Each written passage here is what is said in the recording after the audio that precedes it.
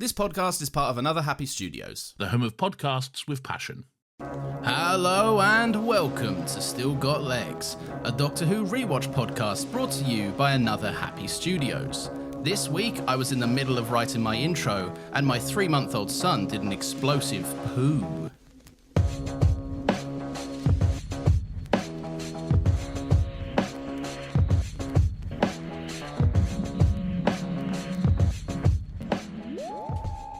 What is going on with my boys, and in some cases gals? Welcome to Still Got Legs, the only Doctor Who Rewatch podcast in the world. There are absolutely no others that exist because they're all racist and I punched them.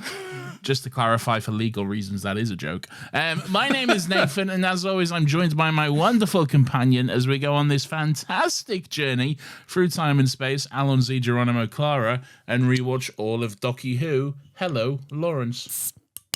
Oh, I didn't know we were waiting to open our beverages on mic. Yeah, you know I do. This bottle opener shit didn't even open the fucking bottle. He's still going with it. Anyway, so Is that a cold beer you've got there, Nathan? it's relatively chilled. Yeah. It has been out waiting for about half an hour because someone was a little bit late to the recording. Okay. All right, I was late, all right? Sue me. Why don't you? You've already fired me. I will, okay? Trust me. Nathan, did you like my intro this week? No, I didn't. I'll tell you for why, okay? I take great umbrage with it, actually. Yeah. Okay. Your son presumably does many explosive poos. No, okay? not always explosive. Why is it this one which has somehow prevented you from writing an intro? You could have written an intro at any point. I could have done, you're right. But You could have written an intro in the 20 minutes since you've been here. Yeah, I could have done, but I didn't because we were doing other things, right? And this explosive poo was particularly explosive, Nathan. I had to firstly strip him off, then put him in the bath because it was not a good poo. So, all right, I don't want to hear any of this. Okay, quite frankly. And then I had to clean a surface, Nathan, and also I had to change my shirt, Nathan. Well, quite frankly, this all sounds like an excuse, okay? No, well, yeah, look. Sounds like you just didn't write an intro. You didn't even do a magic trick, which we was all waiting for. Oh, fuck, I was meant to do that. Yeah, all right, no magic. No magic trick, first of all. Oh, I did forget that. That is entirely my beat. We all knew you would, okay? I don't always forget stuff. Yes, you do. It's literally all the time. That's like the one consistency you have. You forget fucking everything. I don't know why everyone's picking on me this morning, Nathan. It's not even the morning. No one else here. It's just me. I know. You're everyone here. Everyone's picking on me. And everyone will be mean to me in like however long this takes to come out as well. What do you mean this morning? It's 5 p.m. Listen, that's by the by. The audience don't know when we recorded this. Okay. Well, I'm telling them. Okay. Well, it's not. He's actually lying just to be more mean to me. It's actually 10 a.m. It's a crisp morning for us. No, it's not. It's 5 p.m. Nathan, what have you been up to this morning in the 3 or 4 hours you might have Lawrence, been awake for? I didn't wake up until 1 o'clock. Okay. Oh no! So I was technically right then in the 3 or 4 hours you've been awake from. What? Oh, we're confusing each other. No, you've done that thing where you said something completely stupid and insane. No, I not realized it until I said what, and then you've gone, oh fuck, this is gonna get weird. Let's move on. Okay. No, I just didn't want to over-explain it. My bit is go right on, for explain your own line of thought. All right, I will, but just so everyone knows, I know this is boring listening. All right, I just need to clear my name here. Okay. I said I was joking, saying we were recording this at 10 a.m. So I said, how have the 3 or 4 hours you might have been awake from been? And you said, Lawrence, it's 5 p.m. and you'd woke up at 1 p.m. And I said, oh, so I was technically right about the 3 or 4 hours you'd been awake for. Lawrence, no one cares. No, about I see, you I was right this. and I knew it. Right about nothing, okay? No, I was right about Lawrence, everything. No one cares, quite frankly, okay? The point is... Yeah. Stop being a dickhead, all right? That can't be the only point. That's mean. Stop being late to my recordings. All right, I was late. I'll give you that. I was late. Yeah, you're late again. You're fired. I feel like though sometimes, all right, I'm going to replace you with Pierce. No, okay. You're not going to replace me with Pierce, all right? Frankly, Pierce might not have the juice for it like I do. Roasted. You don't have the juice for it. It's true, I don't. I don't. Also, Pierce does have the juice for it. I've been catching up on the fishing trip files this week. Don't know about you. Catching up. I'm up to date, mate. I don't need to catch up. Oh, well, now I feel like a dick, don't I? God. I'm listening to them I'm listening to them before they come out, mate. Right? No. To be fair, I've done that a few times with Talking Pictures as well. But other podcasts that are on this network that we do. Yeah. Well, those are the only two. Yeah. And our one that's defunct, but sometimes comes back every now and then. Yeah, yeah. Should we do a Fantastic Four? Right now? Yeah, fuck this off. All right, sure. No!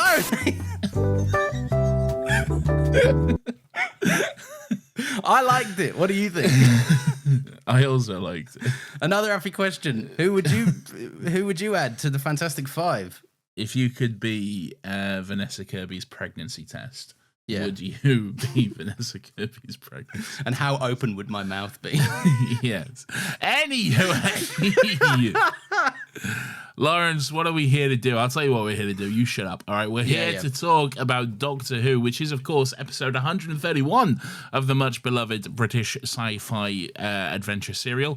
It is, of course, season 10, episode 3, written by Sarah Dollard, a rare woman, directed by Bill Anderson from The Matrix, and it is called Thin Ice. What do you know about ice? Isn't it Thomas Anderson?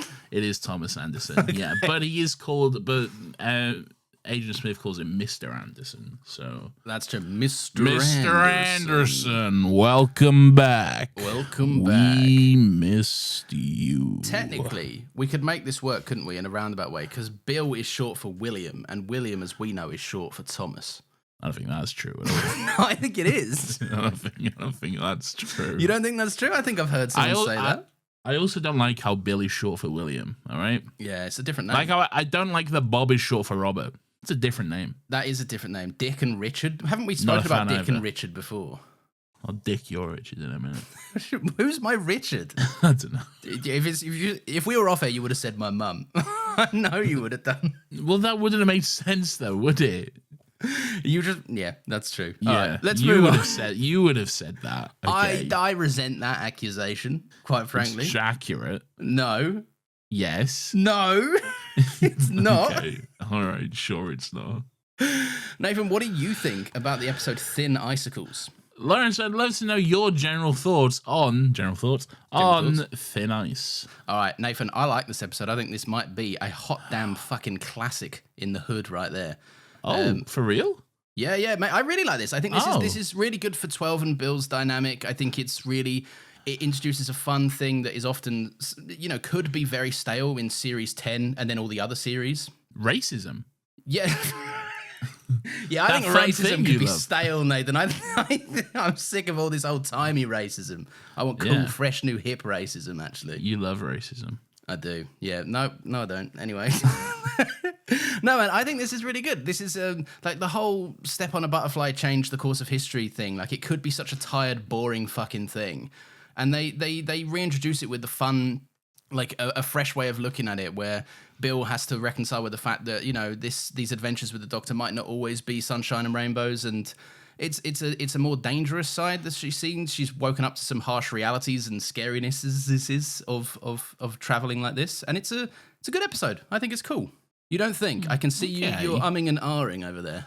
Okay, well, the umming and ahhing thing was about, like, because you mentioned the butterfly thing, but I feel like that's not like an overall theme of the episode, really. It's more just a little thing that's mentioned. I think it does tie into an overall theme because Bill is scared to make choices, and then at the end of it, the Doctor puts the ball completely in her court, much like another abortion bad episode, but it does it good this time. And then Bill does make a choice that could jeopardize things, and she doesn't think about it. She goes with her gut instinct, the opposite of what the Doctor told her to do when, like, he was like, just forget about it, doesn't matter. And then it ends up having a really positive effect in the world. I think it is an overall theme of the episode. Okay. Is this a tough sell for you this week? Do you not like this episode? I think it's fine. I think it's fine. I think it's a bit of fun. It's a fun way to spend 45 minutes. I think there's good moments to it. It's not my favorite episode of Doctor Who. It's not going to be one that I'm going to be like, oh yeah, let's turn on Thin Ice. It's never going to be one of those. I think it's fine.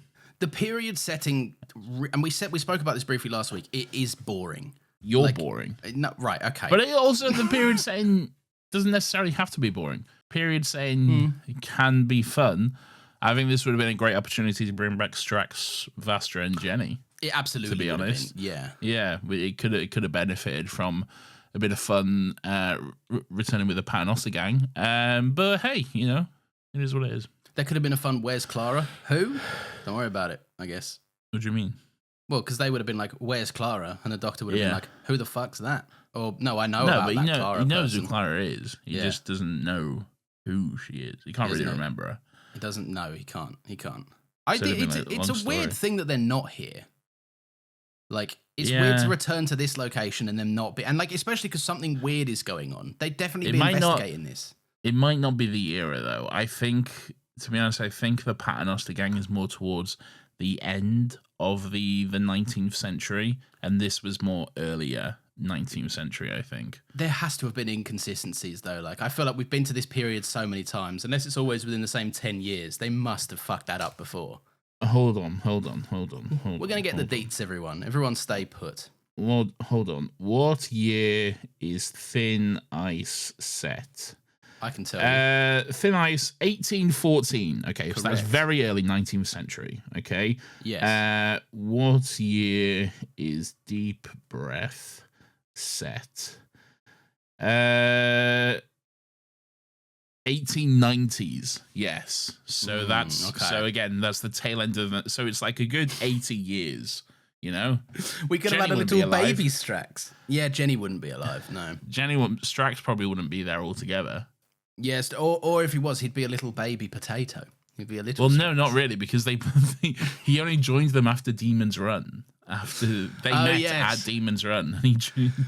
But wasn't the Demon's Run Strax like kind of a different? Didn't they hand wave that he just died in Demon's Run as well? No, there's a short mini episode. It's hardly a mini episode thing, but there's a short thing that's what happened after the Battles of Demon's Run, and it's basically Strax, Vastra and Jenny recruiting Strax, basically.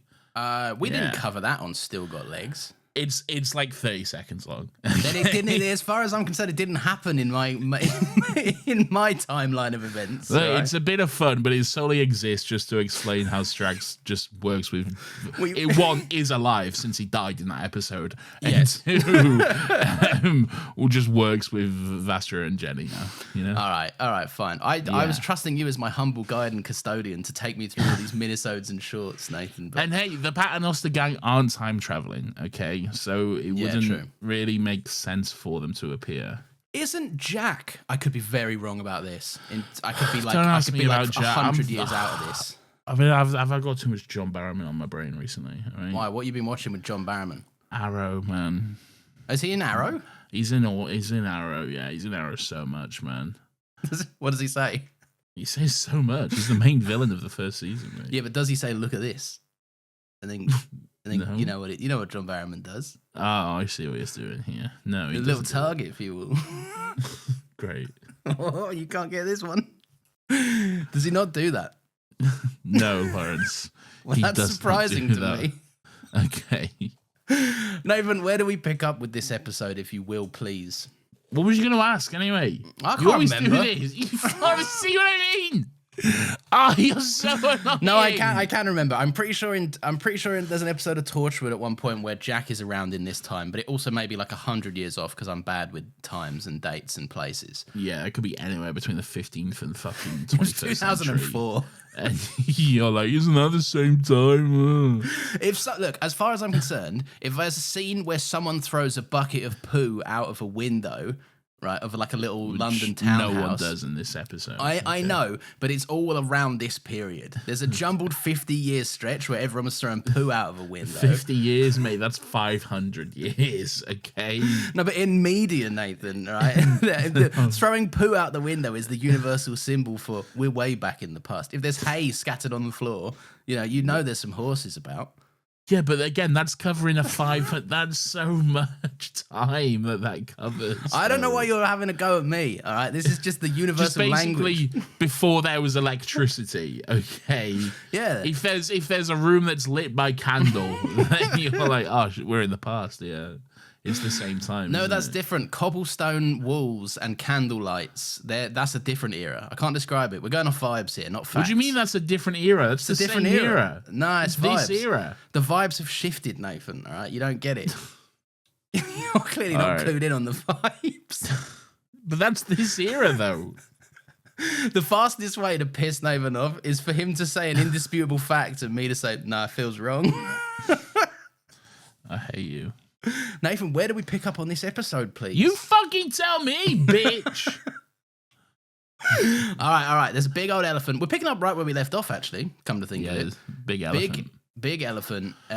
Bill's got questions, and the doctor's like, hang on a fucking sec. All right, we're going back in the TARDIS. We're going to figure out what the fuck's going on here, because something's Strange in a off. parallel world. Yes, I like this. I think this is quite cool, because the doctor just hand waves that he can go to parallel worlds. He's like, no, we're not. I'm like, yeah, but you could tell her that you do, and you can, and that's cool. And one time your girlfriend was stuck there. But that would be a lie. He can't just go to parallel worlds. He can go to them, can't he? No, he did that one time, but they were first of all, it completely fucked and ruined the TARDIS. Oh yes, so much, yeah. So much so they was pretty sure it was completely dead. Okay. Oh, and there was a little spark that he blew on or something, wasn't it? Yeah, he was only able to get back through that little spark thing, and then he made such a big deal about it ripping holes in the universes every time they traveled between the parallel worlds, and he had to seal it off forever. Oh yeah, they had the big yellow buttons, didn't they? They had the big yellow buttons. Your memory is fucking. I'm not supposed to remember this. It was 100 years ago. Yes, you are. It was ages ago. You are. You're supposed to retain it all. The little folder in your brain called useless Doctor Who facts. Okay. Sorry. This could have helped me in these fucking Patreon quizzes and shit we're doing, but no. Yeah. Spoiler alert: Lawrence loses all of them. I don't. You'll have to pay to find out who was the real winner. It's always me. Okay. If they sign up to listen, then don't I win in a small way by receiving £2.50 of their money? No, you don't. Okay. And after fees and stuff, probably less. First of all, you don't get that money because it goes to the fucking mugs. All right. Those cunt mugs, man. I'm gonna go back in time and punch you when you suggested those mugs is what I'm gonna do. Lawrence, so do I. Okay. How much is that gonna cost us? Have you had a little mock up or anything yet? Have you had a look? A lot. Okay. How much is a lot? I think one mug costs us roughly about 3 months of their Patreon membership. Yeah. Great. So yeah. Tremendous. That's so much money. Yeah. Hang on. So I'm just going to ballpark it right now. All right. So there's what is there, about 80 of them? Patreon. You can include this or not include this, but whatever. But Patreon recommend that for the mug for if you're sending out mugs, the minimum tier should be £15 per month for it. Well, we're not there. That's not us. No, we're on £5. Right, so Patreon reckons, so what, it's about 15 quid a mug, give or take? About 15 quid a mug, give or take, yeah. Okay, that's a large sum of money on my calculator I'm looking at, Nathan. Maybe we'll introduce the mug tier shortly after. The mug tier is me and you, Nathan, for agreeing to do this. We're the mugs. and it's called that because we're mugs and we've got tears in our eyes because the amount of money we're spending on this shit. Oh my God. The Patreon, remember when we were like, let's do the Patreon a little bit early. Would be nice. My wife goes on maternity leave. It'd be nice to have a little bit of pocket money in the back pocket. It's all gone on fucking mugs. Oh, Nathan. Bill reckons it's parallel Earth. The doctor's like, no. Not a chance, right? He says they're at 1814, the last great frost fair. February the 4th, Nathan, which is a day after my birthday. It is, and it's 10 days before Valentine's Day. A fact that is useless. Both two facts that are useless. No one's getting me a present. Are you going to get me a birthday present? Are you going to get me a birthday present? Because, first of all, you should. And second of all, I know what it should be. Okay. So you're going to get yourself a present through me just with the money. Go on. What is it? Well, also, you avoided my question, by the way. You're not getting me a birthday present. I'll get you a birthday present. Oh, okay. Or something. Okay. But anyway, I've seen a thing that is being released on December 16th. This is coming out on December 16th. And it's a book of The Last of Us Part 1 and 2 scripts. That's quite cool, actually. Yes. So, bro's going to be reading. Maybe you should get me that book. Is it going to have all the optional dialogues? Like, I don't know. We'll have to if find Joel out. fell in water, it might go like, fucking hell, that's cold. I'll have to find out. It's a branching tree off of something else. My daughter died. Oh, fuck me. Sorry, I fell in the water. That's really cold. Is that what it's going to be? Just gonna let Lawrence just go down this, just explore where this road takes him. You know, sometimes it's nice just to let Lawrence just go on for a bit and just let him realize in real time that his bit's going on too long and not working out for him. Sometimes it's nice to join in. Sometimes that's nice. Sometimes it's nice to just let him go down that path. This is how right. I'm moving on. I feel underappreciated. This is how I feel. Right, so yeah, the Doctor calls the TARDIS a bad girl. Or he says a bad gal. Kinky. Yeah. He doesn't say a bad gal. He does. No, he doesn't. And then he winds it up and smacks her on the batty, Nathan, you could say. No, he does. I don't like any of that, okay? Quite frankly. He says the TARDIS is always looking for trouble because he re-explains how you negotiate with the TARDIS to fly it, which is a nice thing. you don't steer it, you reason with it, he says. And then he also says unsuccessfully most of the time, you know? Yeah, but he loves her. He does love her. Is that the part where he winds it up and then smacks her on the batty? I'm not a fan of this bit, quite frankly. I'm talking about the TARDIS's batty, not Bill. Yeah, it doesn't change anything. Okay, I'm not a fan of it. It makes it less weird if the TARDIS is an object and not a woman. Also, batty is a weird, offensive phrase for a gay person. But that's not what I mean. A batty is a bum. But it's also... Oh, but that's not what I mean. Am I wrong? Am I wrong? No. Exactly. I bet you've used it in that context, haven't you? With all your mates. No, I haven't. Yeah, you have. No. I can see it. Why are you turning red, Lauren? I'm turning red because you're embarrassing me. All right? No, I bet you have. In your younger days, you probably called your friend Barack Obama. Oh, right. You know? Oh, no. I'm not gonna try and... You know, we've all admitted to this back in the day, all right? Yeah. We've all said some crook shit. Not Everyone, me. yes. I've been unproblematic from the start. Okay? Oh, yeah, okay, that's fine then. Yeah, as long as, Yeah. as long as that's the direction you were denying in, that's fine. I've never said anything wrong ever. I remember a certain few hashtags that might No, disagree you with don't, Lawrence. that. Do you think sometimes we've known each other too long? We know too many maybe. dirty secrets about one another. I don't have any dirty secrets. Yeah, you do. Name one. You love piss. It's not a secret, bro. You said it publicly. That is discoverable information. All right. It's probably less than 10% we've spent talking about Doctor Who. Loud and proud about that one. Oh, Right? are you really? Yeah. That's fair. Nathan, he tells... See, no dirty secrets. I can name like 7 of your dirty secrets right now. I would rather you didn't. No, you wouldn't. but we both agree that I could. You probably could, yeah. And I will. No! Number 1. No! So the... No! Fuck's sake. Oh, I'm dusting out the censored sound effect for this. Who amongst us hasn't? It's true. Have you? What happens next, Lawrence? All right. Right. So yeah, the Doctor. What's he do? He's like, there's going to be some trouble or some shit, and Bill's like, yeah, probably. Wait, what? Then what happens? Can you do that in a proper way? So the Doctor like reparks the TARDIS or something, so it doesn't float away when everything thaws out. He puts it on Blackfriars Bridge. He does, yeah, which makes Yeah. sense. Yeah, you got to go to Blackfriars Bridge.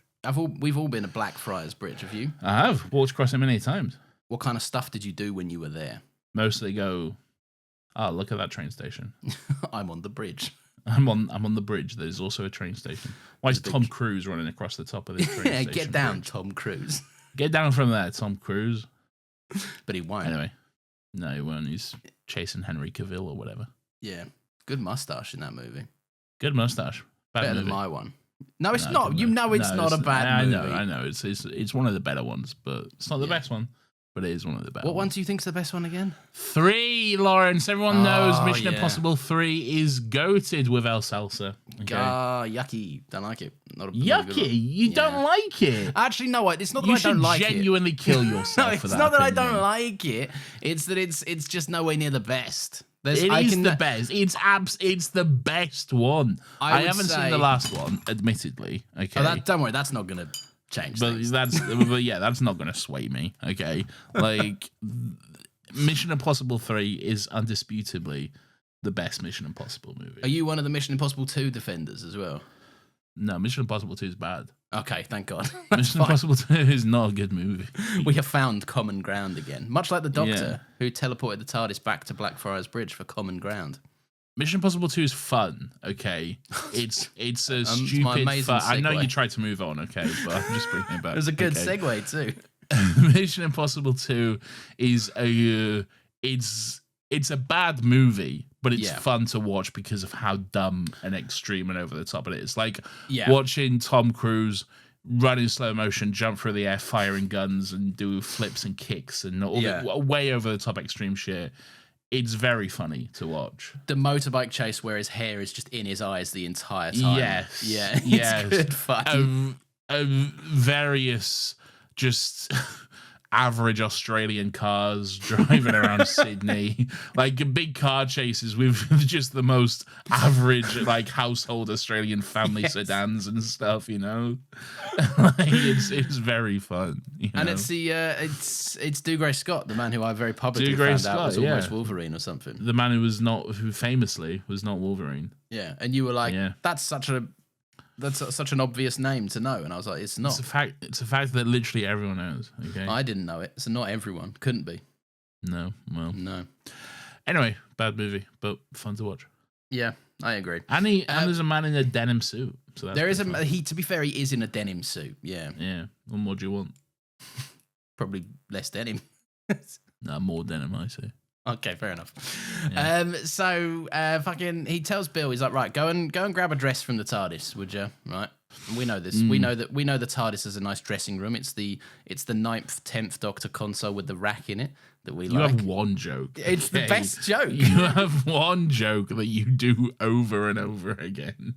I think I have about 5 that I do over and over again. You have like 3 different TARDIS related jokes. It's Genghis Khan. Yeah. It's fucking the change in dressing room. Yeah. And it's, I don't know, something else I can't remember, but fucking there'll be some in there. Yeah. I've probably alluding it to being big and empty and vapid or whatever. Or, No, it'd be something cool and funnier than that, probably. I think. Sure. Yeah, I'm sure it will be. Anyway, good on you. But Bill's like, right, I'm going to go find this dress, right? But she's fancying the TARDIS a little bit. She says she might low-key be in love with the TARDIS because it wears dresses and loves a bit of trouble. Yeah. And the Doctor's like, I also love the TARDIS. Yeah. Are you saying low-key? Are you one of these people? No, I've never said low-key in my life. I only say low-key when I'm watching Marvel's Loki. Okay? you someone say, who's that character? And you go, low-key. That is Loki, okay? On fleek, low-key. On fleek, like on God. Nathan, that on is God? Like, that is low-key. It's low-key. another slang episode. Anyway. No, I'm not one to say low-key, really. That's fair, yeah. I'm also not. I've also, people say high key as well. That's another one. High C. High C. High key, high C. High key? So what does it mean? You're high key. How would Bill be low key in love with the TARDIS? Because she's just said I don't know, man. It's just shit some people were saying at the time, all right? It's a dumb thing and probably to you're say. still saying. I don't know. Are they? You brought it up. Kids be saying stuff, man. Anyway, you be saying stuff. There's a little clumsy clogs, right? And he drops his shoe into the Thames and it lands on a big whale. So that's something. A bit of a tease. He doesn't drop a shoe. He's like a basket of fruit and vegetables and stuff. I thought you dropped his little shoe. Yeah, he was carrying like a basket of fruit and vegetables. He was, but when it went like down, it was like I think it was like a Swede or something. Oh, I thought it might have been a shoe-shaped Swede. I don't think it was shoe at all. He dropped all the Skarsgård families down there. Nathan. Let's go to the tape. Okay. No. No, I hate going to the tape because it reveals that I'm wrong. Yeah, you're always wrong. It looked like a shoe. I'm almost certain it wasn't a shoe. Oh, it probably is a shoe that actually fell in the water. Yes! Yeah, it's some sort of boot that falls in the water. Yes! But he did drop a basket of, like, vegetables, though. I never disputed he dropped the basket. I said something sunk to the bottom and it was a shoe. Lawrence! No one cares. No, Lawrence. just admit it. Just say No I'm one right. cares. You need to get over it, all right? I need it. Say it now. Stop sipping your beer nonchalantly. What happens next, Lawrence? Oh, you made a public faux pas. A weak man that won't admit when he's wrong, Nathan, is all I'll say. Lawrence, I'll always admit when I'm wrong, okay? The Were you trouble wrong? is, I'm never wrong, Oh, fuck. okay? Yeah, okay, fine. What's next, Nathan, are these ads. Hey there, do you like pissing in a jar? Why don't you try sending that piss to me so I can drink it? And now here's the actual ads. Or should Now I just here's not the put real- ads there? Now here's the real ads, okay? All right, we're back. And also, it's the theme song. Whoa! Whoa! It's always quite funny to me that this podcast will spend the first roughly half an hour getting up to the themes of the first, 2 minutes of the episode, maybe. And then we'll just breakneck pace the rest of it. But sometimes not even, you know? Sometimes we don't even make it through like last week. So. No, but it's always the first half an hour that fucks our efforts to get it in quick, isn't it? Yeah. Well, we're catching up. We got too many little. We've got stories to tell. We got stories to tell. We got tales to spin. You know. Anecdotes to anecdote. Where does anecdote come from? The word. The anecdote comes from the Latin Anakin Skywalker notes upon. I don't fucking know, do I? So the Doctor and Bill emerge from the TARDIS. The Doctor's wearing a fetching overcoat, Nathan, with a blue lining and a blue little waistcoat fit with a top hat. What do you think of his drip? What a weirdly specific description. Bill has also got a green and blue fetching number on, Nathan, with a fancy feathered hat. What do you think of Bill's drip? Have you done this with AI? Have you got AI to do your notes for you? No, I wish I should do, but I didn't. It feels like you did. I didn't. I just paused it and wrote it down in a fun way. What do you think? Okay. Of their all right. drips? I don't like it. I like the outfits. I don't like the way you describe them. All right, Okay. but tell me what you like about the outfits. They're period appropriate. I like the Doctor's little hat. He's got a nice hat, which he soon gives to a child, which is quite fun. Yeah. But yes, I don't know. They're era appropriate, I guess. It's always fun to have a little dress up moment. So It is fun to have a why little not? dress up moment. Yeah. They so rarely do it as well. They so play- often don't care if they're not Yeah. era appropriate or not. So You're playing a little dress up, bit of fun, you know. I would play a little dress up. What do you reckon is in the TARDIS wardrobe that you'd put on? Cowboys, Yeah. Oh yeah. 100%. Every man wants to dress up as a cowboy. You take great pride in your cowboy get-up as well. When we play Red Dead 2, Yeah. you like to go into the store and buy a nice coat and change into it in the wardrobe in there. Love a coat, love a hat. I want a good cowboy hat, a good Stetson, you know. You like a straight brimmed piece. Depends on the vibes, you know. Yeah, if you're going Depends on- hunting, very different vibes to fishing, say. Sure. Yeah. Well, I'm conferring. These are then. important considerations to make. You know? Well, exactly. You can't look if you're rolling around in the mud, Nathan, or if you're getting wet. That's a different kind of boot you want. Lawrence. So the TARDIS alarm's going off. Fucking. Why are you never reading out notes? By the way, You what? have you got notes? Yeah, I'm looking at them now. All right, you read some out. I feel like I'm always getting us back on track with notes.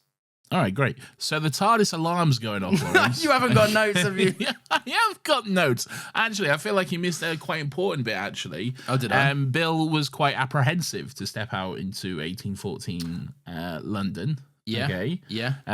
Because she's black. Okay. Yeah. And she was like, slavery, still very much a thing.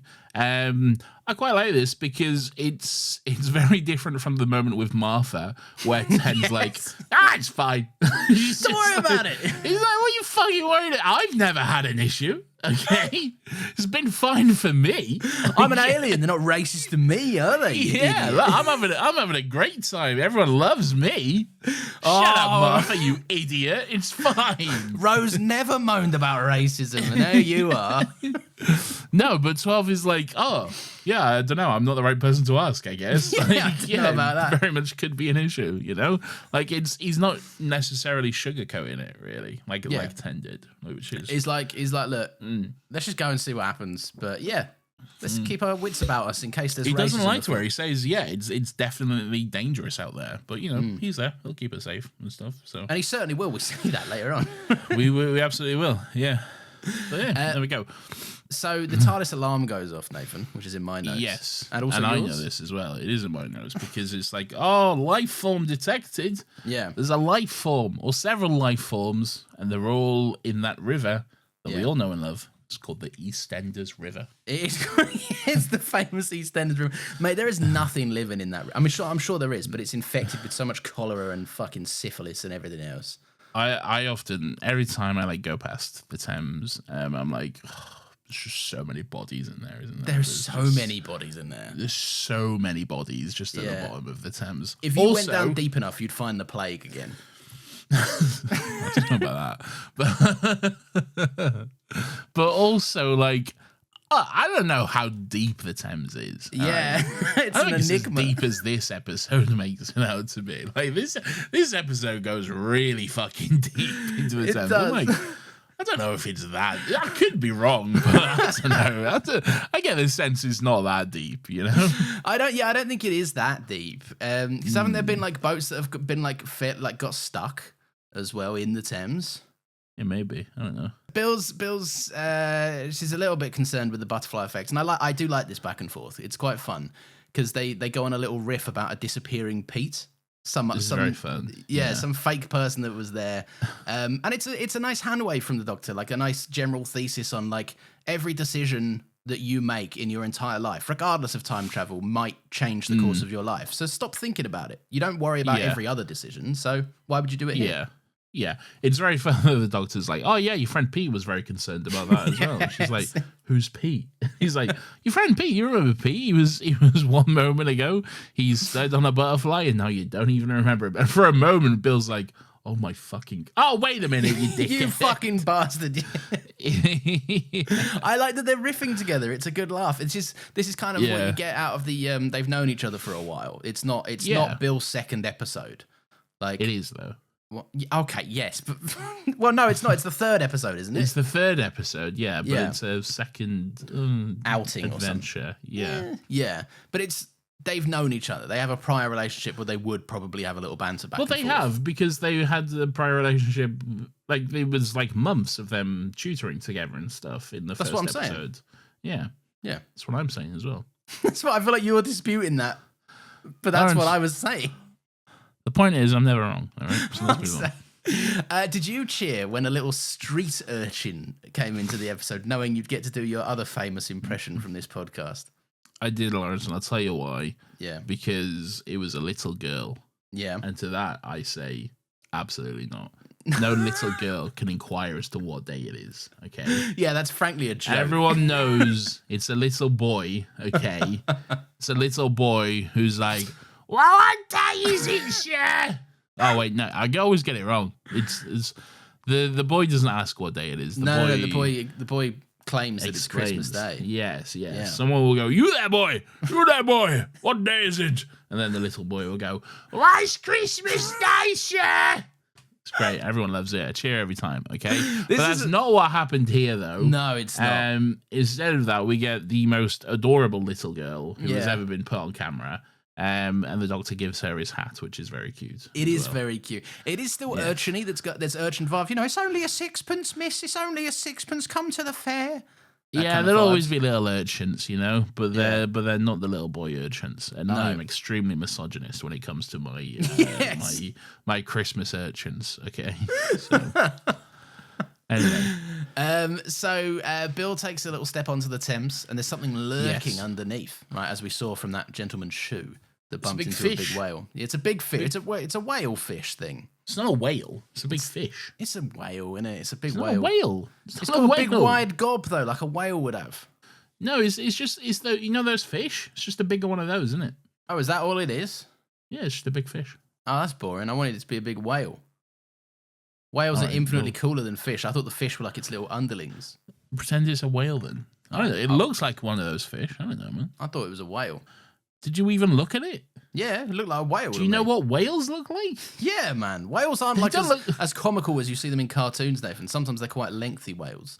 Yeah, whales are very lengthy. Yeah, big bulbous lengthy whales, but they're not like all smushed. What do you like mean? You're saying? I'm not saying whales are smushed. Yeah, you are. You're always saying. I don't think you know what a whale looks like. I know what a whale looks like. I don't know. Maybe AI said whale instead of big fish on my notes. I don't know what. How would I even get AI to make notes on my thing? Can I do that? You just go to ChatGPT, wouldn't you? What, and say like, make notes on this episode of Doctor Who. Yeah, summarize point this by episode point. of Doctor Who for me, or whatever. Yeah. Tell me what happens point by point, please. Yeah. Should I do that? No, I don't like ChatGPT. No, Weird. you should not do that. No, Yeah. you should not burn down a rainforest to make notes on this stupid podcast.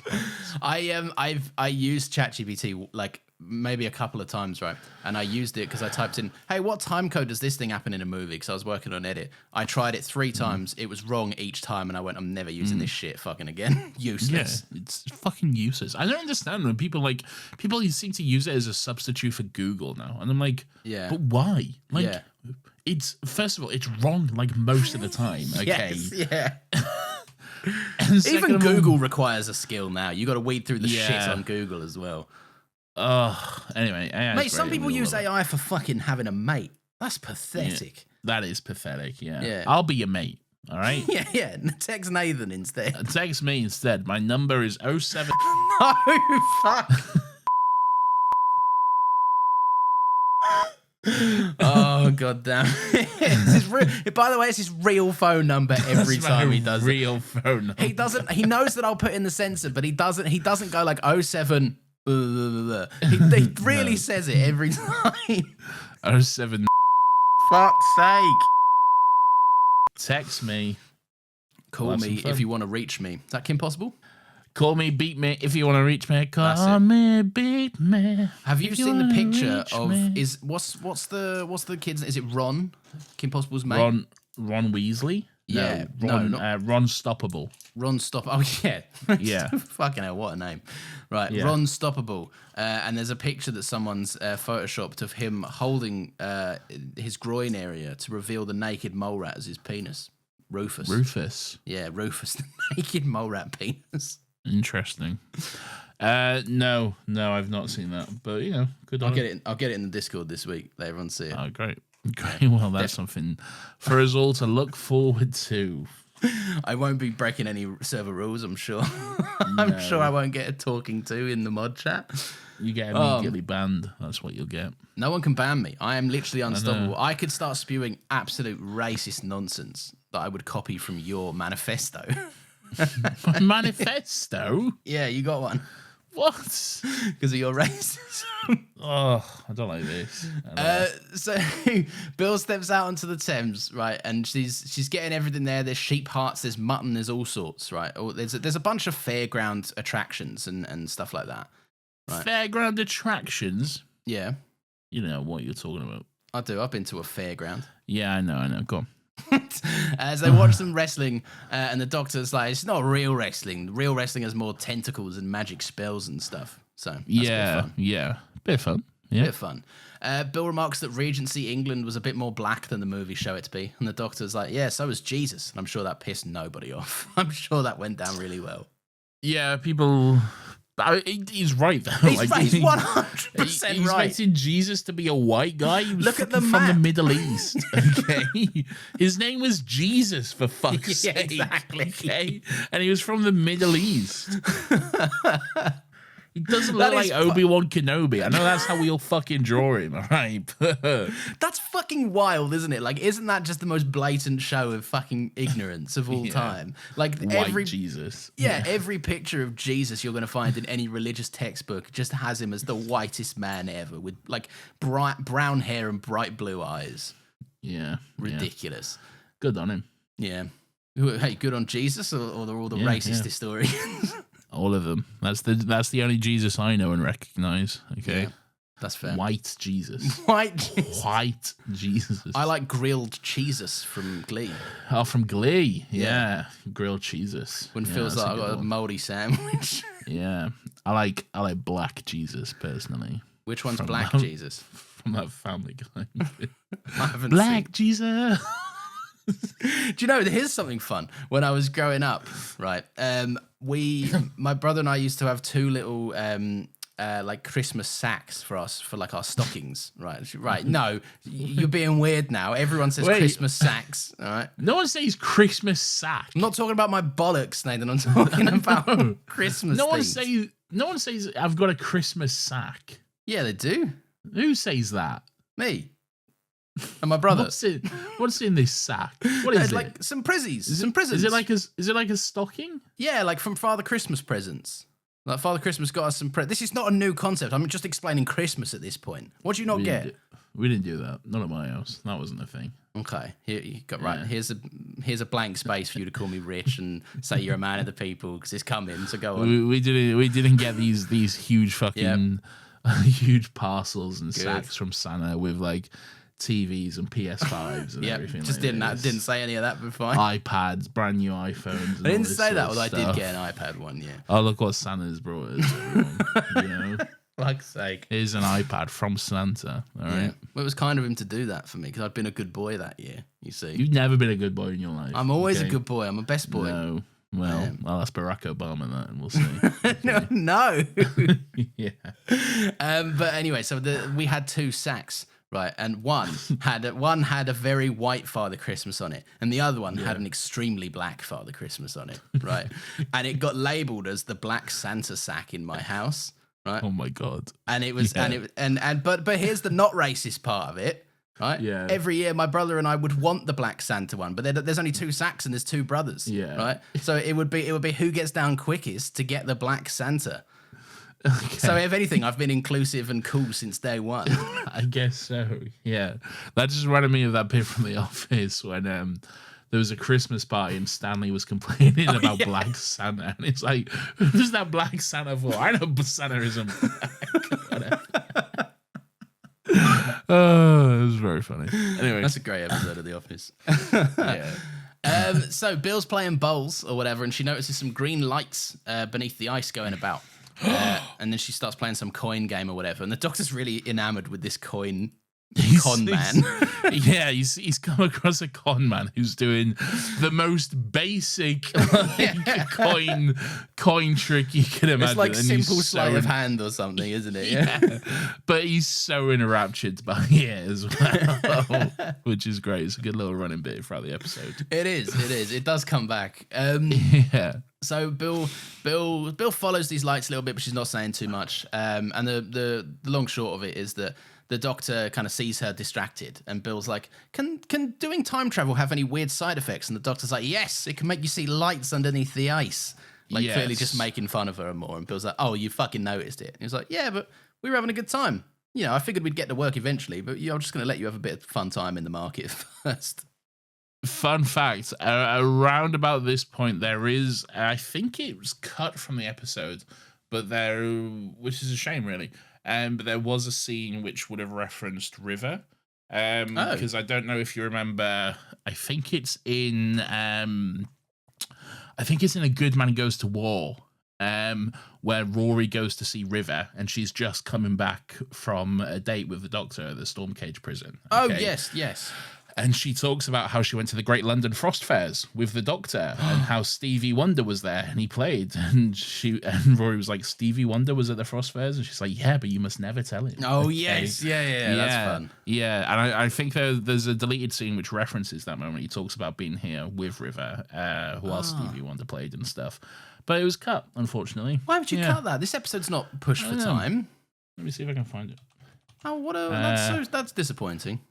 Filmmaking is very hard, though, okay? Yeah. Filmmaking is a very hard process, okay? And I think a lot of people don't really understand that scenes are not cut for no reason, okay? Yeah. Scenes are not like taken out for just like fucking, oh, just whatever, get rid of that, it doesn't really work or whatever. Like, it's a long process to to toy over and to decide which scenes are cut and which one isn't. And it can be a really hard decision to make, but ultimately, at the end of the day, you have to serve the full final story. And if that particular thing isn't working, then you have to let it go, unfortunately. And I think people don't really understand that, because I see a lot of discourse around this these days. I've seen it a lot recently with Fantastic Four.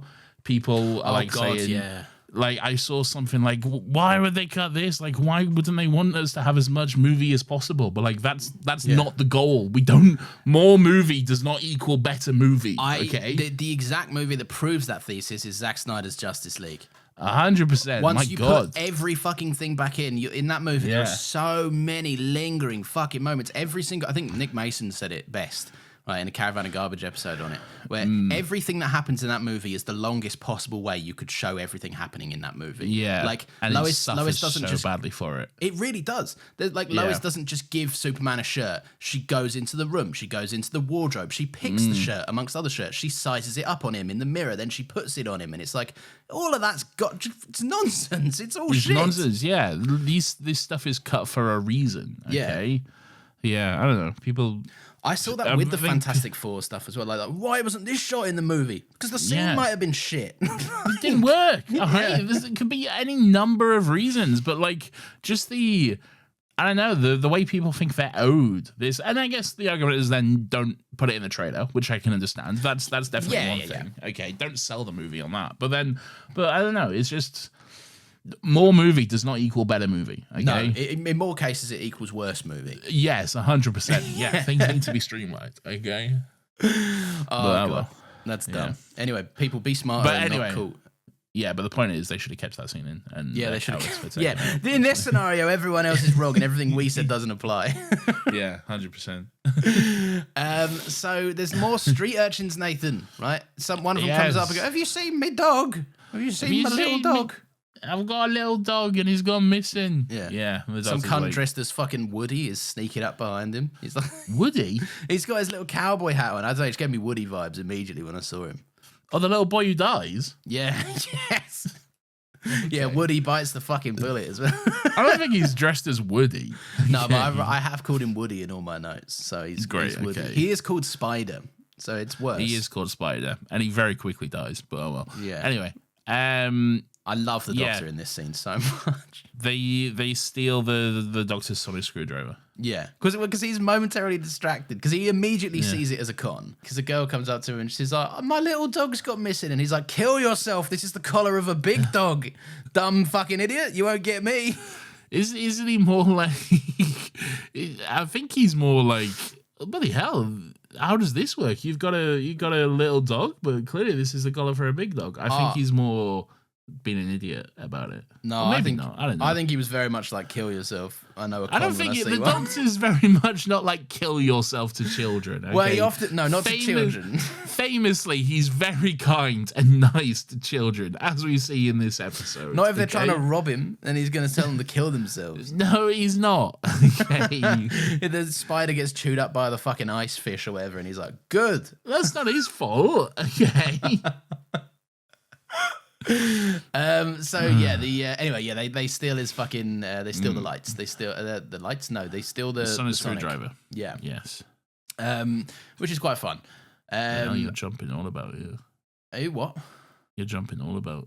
I'm not. He steals the screwdriver. Yeah, I know, but you're skipping over a lot, but it's all fine. What have I skipped over? There's just all the pie stuff and everything, but it's fine. Fuck the pie stuff. We've spoken about the pies. Yeah, it's fine. This is how we get 3-hour episodes, getting bogged down about the pies. Yeah. Bit of a thief myself. Bet you I could steal anything from the shop. You got a pie. Anyway, go on. Now you got your pie note in there. Yeah. So Bill reckons the Sonic's a magic wand. There's a fun little quick back and forth about how is it a screwdriver, and the Doctor's like, in a very broad sense, it's a screwdriver. which is true. Yeah. She's like, how broad? And he's like, it makes a noise. That's about it. How is it sonic? She asks. Oh, that's it. It makes a noise. Yeah. Yeah. You weren't paying attention. Oh, fuck off. Sometimes Nathan doesn't make notes, and when he does, it's worse somehow, because he's like, well, actually, that's not how I wrote it down, and I think this. It's not how I wrote it down. It's how it is in the episode. Okay. No, you're wrong. I'm not wrong, Lawrence. You're wrong. That's the thing. You're wrong. Do you want me to go to the tape? No, because I know that you're right. I'm just doing a joke. So what happens? This is Woody. Woody gets killed by right. fish. I don't know who Woody is. All right, He's Spider. It's the little I know urchin. that Kitty and Spider. Yeah. Okay. Yeah. They're running away. The Doctor and Bill spot them, and then they're running away again. But then they go on the bit. There's a big sign and it says "Danger, Thin Ice," which is the name of this episode of Doctor Who. Yes, I know that. Yeah. Yeah. So then they run out there. Then the lights surround the little boy, and then they're about to take him. There's a little hand sticking out, and the Doctor grabs a screwdriver, and then the little boy dies. Yeah, that is. It's even harsher that his little hand is just there, frozen to fuck, like clearly dead. Yeah, But, it's yeah. pretty grim. Anyway, It is. good on that little boy. For dying. Yeah, well, I guess. Good on him to his memory. Yeah, you know, He lived good a on cool that life, little boy. stealing Yeah. from cunts and being homeless. He had a nice little hat. Yeah, he did have a nice. He had a Woody hat, a Woody-esque hat. It's not a Woody hat. It looks nothing like Woody's hat. He looks exactly like Woody. Woody you know. wears like a brown cowboy hat. Yeah. This is a red like felt. Nah, Like, it's not a cowboy hat. It's more like a flat brimmed sort of thing. you might be right, but here's the thing: he looks. I'm like Woody. very right. It looks nothing like Woody's hat. Now, if you said Jesse's, I'd give you that because Jesse wears a red hat. Jesse does have a red hat. Yeah, it's a good Yeah. hat. And you're supposedly Mr. fucking world's biggest Toy Story fan. I am a all Toy right? Story fan. I mean, yeah, you don't even know what Woody's hat looks like. I know loads about what Woody's hat looks like. I'm saying he gave off a general vibe of Woody. General vibe. Can Fuck's I sake.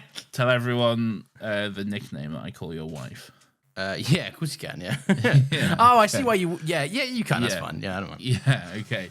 So I can't explain why, I guess, can I? Well, it's But short for something, but yeah. It's short for something, but I call Lawrence's wife Al, short for Big Al, short for Big Al's Toy Barn. Toy Story 2. I gotta drive my car all the way to work. That Big Al. That Big Al. The big chicken man. Yeah, the chicken man who has a load of fat What's-It hands in that Yeah. one scene. Yeah, good on him. Yeah. Good on him. We've all fallen asleep with a bag of Fat Boy What's-It's on us, haven't we? I've literally never fallen asleep with a bag of What's-It's on me. You never had your crispy, crummy hands when you're having a nap. I have. No. No, Good. I haven't. So yeah, the kid dies, just outright. It's pretty sudden, and you see it from Bill's perspective the most, who's very much like, I just watched a child die. Yeah, it's pretty tough on Bill. I mean, Yeah. as it would be. Yeah, because he's a little boy. She just watched a little boy die. So, yeah, that's... It makes sense why she'd be a little bit like, oh god, and then Yeah. she well, they have a conversation, but before that, the Doctor doesn't even realize she's gone because the Doctor's like, there must be other homeless kids. Ugh. Show me where the fuck they are, and we'll help you out. Right? Yeah. Is it Kitty, the name of the girl? Kitty, yeah. Yeah, and she's like, mate, your mate's dipped," and Yeah, she's that's gone, when mate. yeah, that's when the Doctor turns around and is like, "Oh, Bill's not there." But then he catches up with her, and they have a really interesting conversation. I think. They do, yeah. She's talking about, like, she's never seen anyone die. And he's like, well, half an hour ago we were in a garden full of dead people. But, okay. Yes. It is And- interesting what he says about, like, making that distinction's a waste of fucking time. Like, Yeah. it doesn't matter if you saw them die or they're dead. You grieve the same and then you get on with it. Like, I see what she's saying, though. It is. I it is do different. see- yeah. It is difficult. Like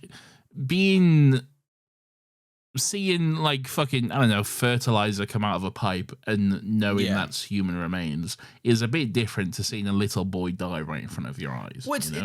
it's the often argument that a vegetarian or a vegan might use to justify the hypocrisy of a lot of meat eaters, which is completely fair and valid. I'd eat a roast chicken, but I wouldn't go and break the neck of a chicken. Like, Yeah. it's that kind of argument. There is a distinct difference between killing and just knowing something was killed. Is that hypocrisy? I think so. Yeah, I think because I would care for the animal in front of me, but I don't care for it not in front of me. That's definitely hypocrisy. I think. It's something. I mean, it doesn't make my viewpoint very consistent because I would go, that's cruel, but then I'd contribute to the industry that commits the cruelty.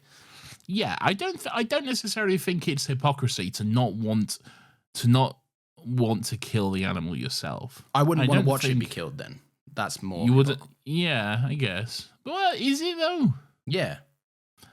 It's just a comfort level, really.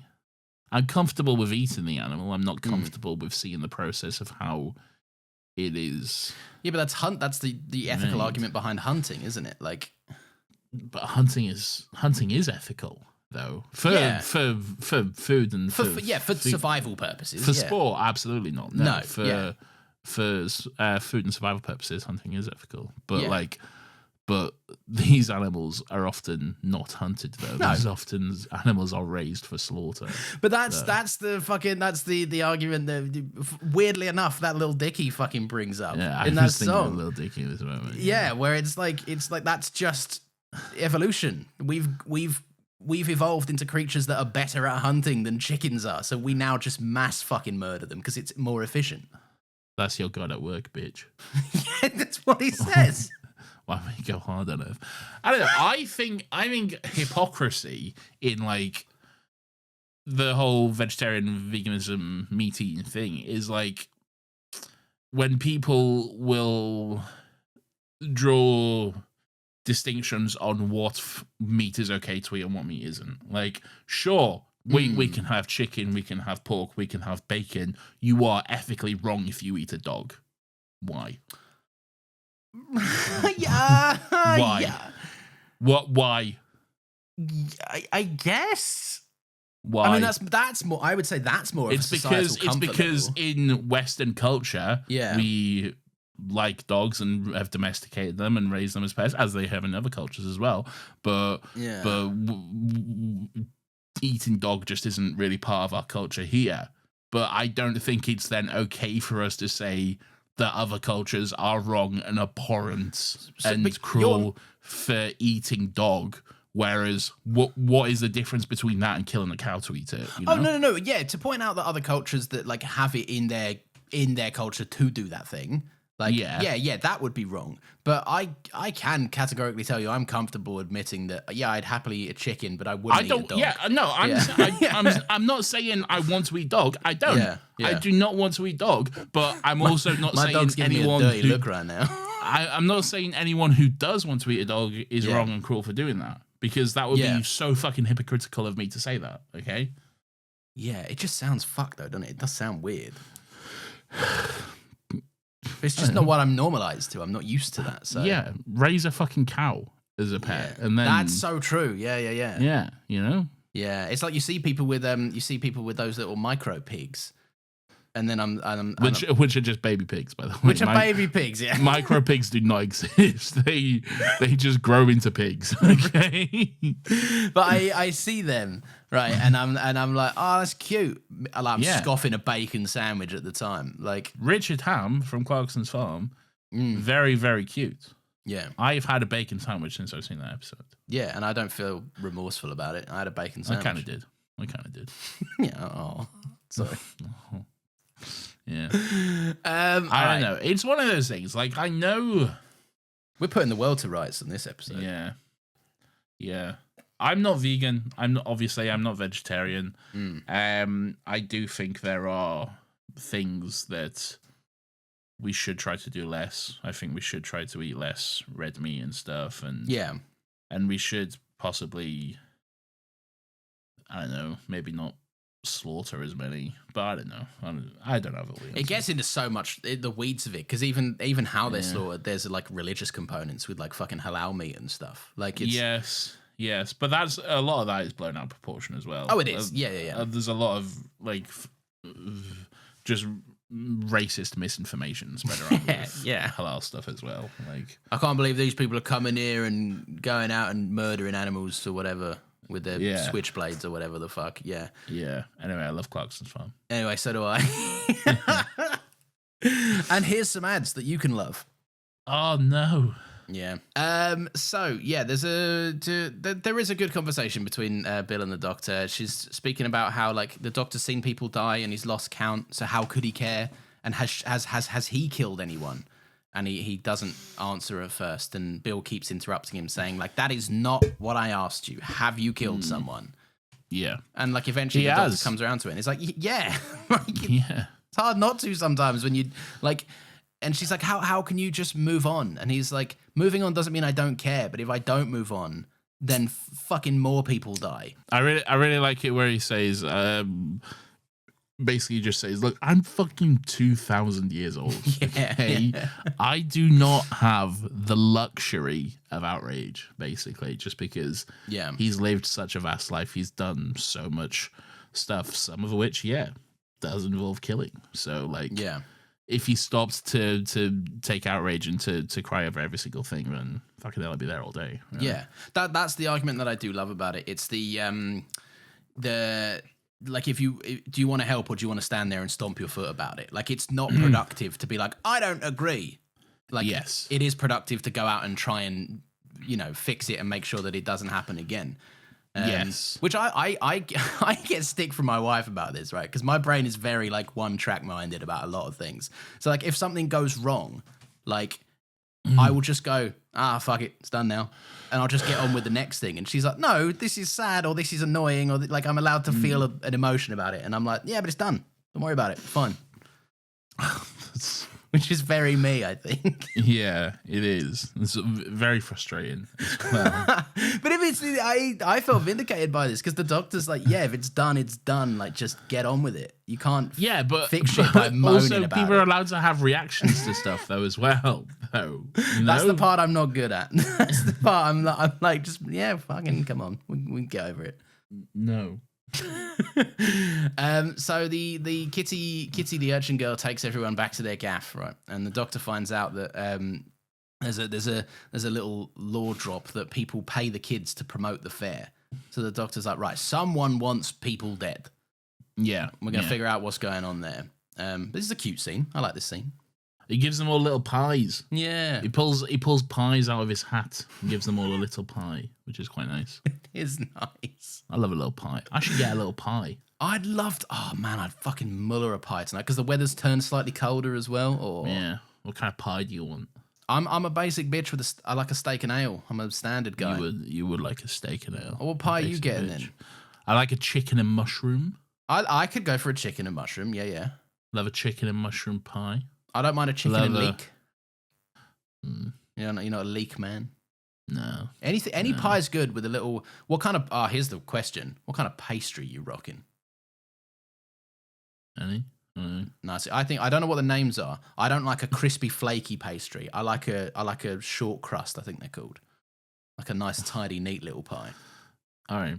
Don't give me flakes, man. I don't want flakes in my gravy. Flakes in my mash, no sir.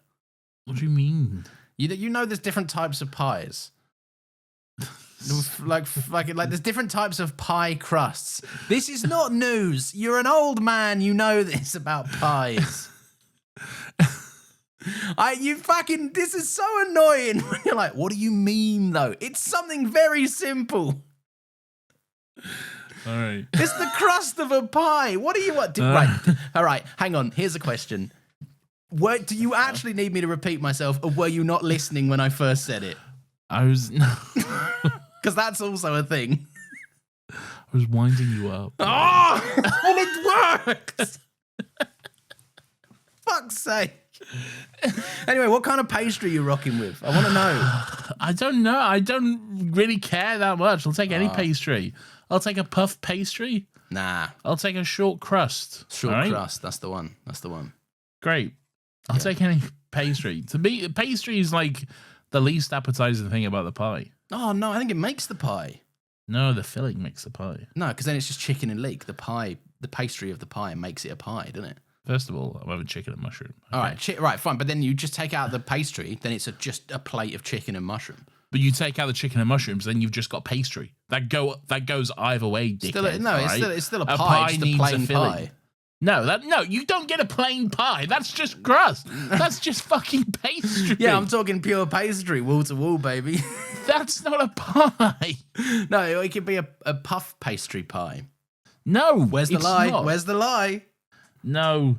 So yeah, the doctor gives them all some pies. He like reads them a little story or something. It's very cute, very cute little scene. Very very cute. Yeah, it's the little boy sucking his thumb tail. You ever read that? No. I read that. I got that read to me in school when I was a kid.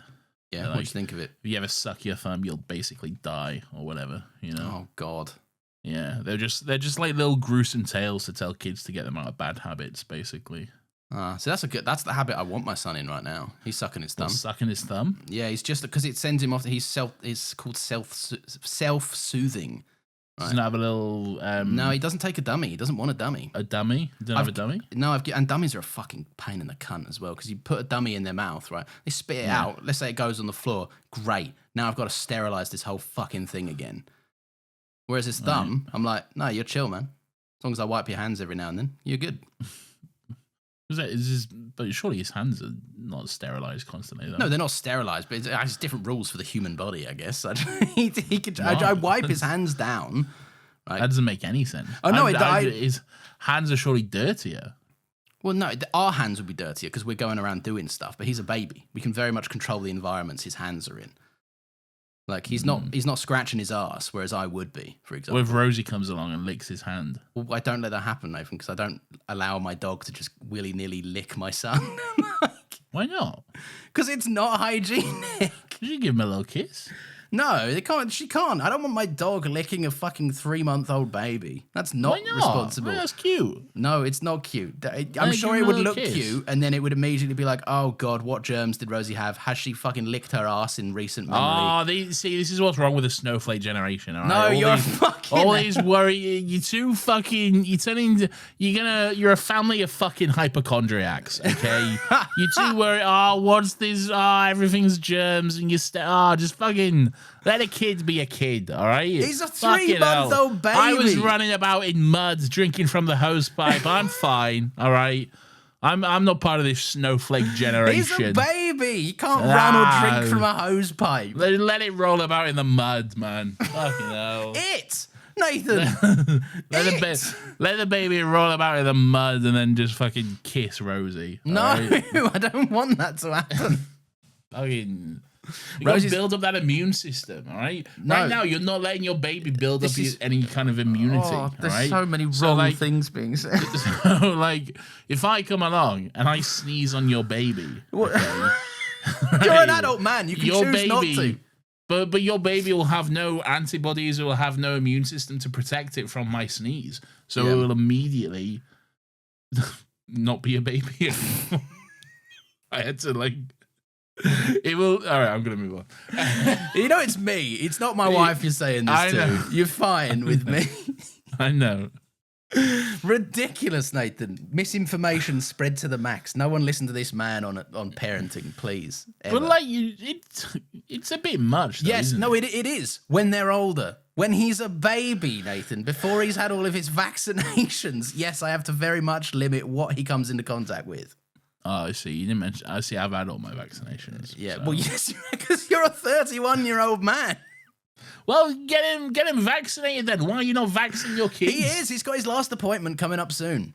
I'm an anti-vaxxer. No, it's the opposite of what we're doing. We're very much vaccinating him. So once he's vaccinated, can he then roll about in the mud and kiss a dog? Well, given that he can't stand or like even roll yet, he can't roll around yet. Can he crawl? No.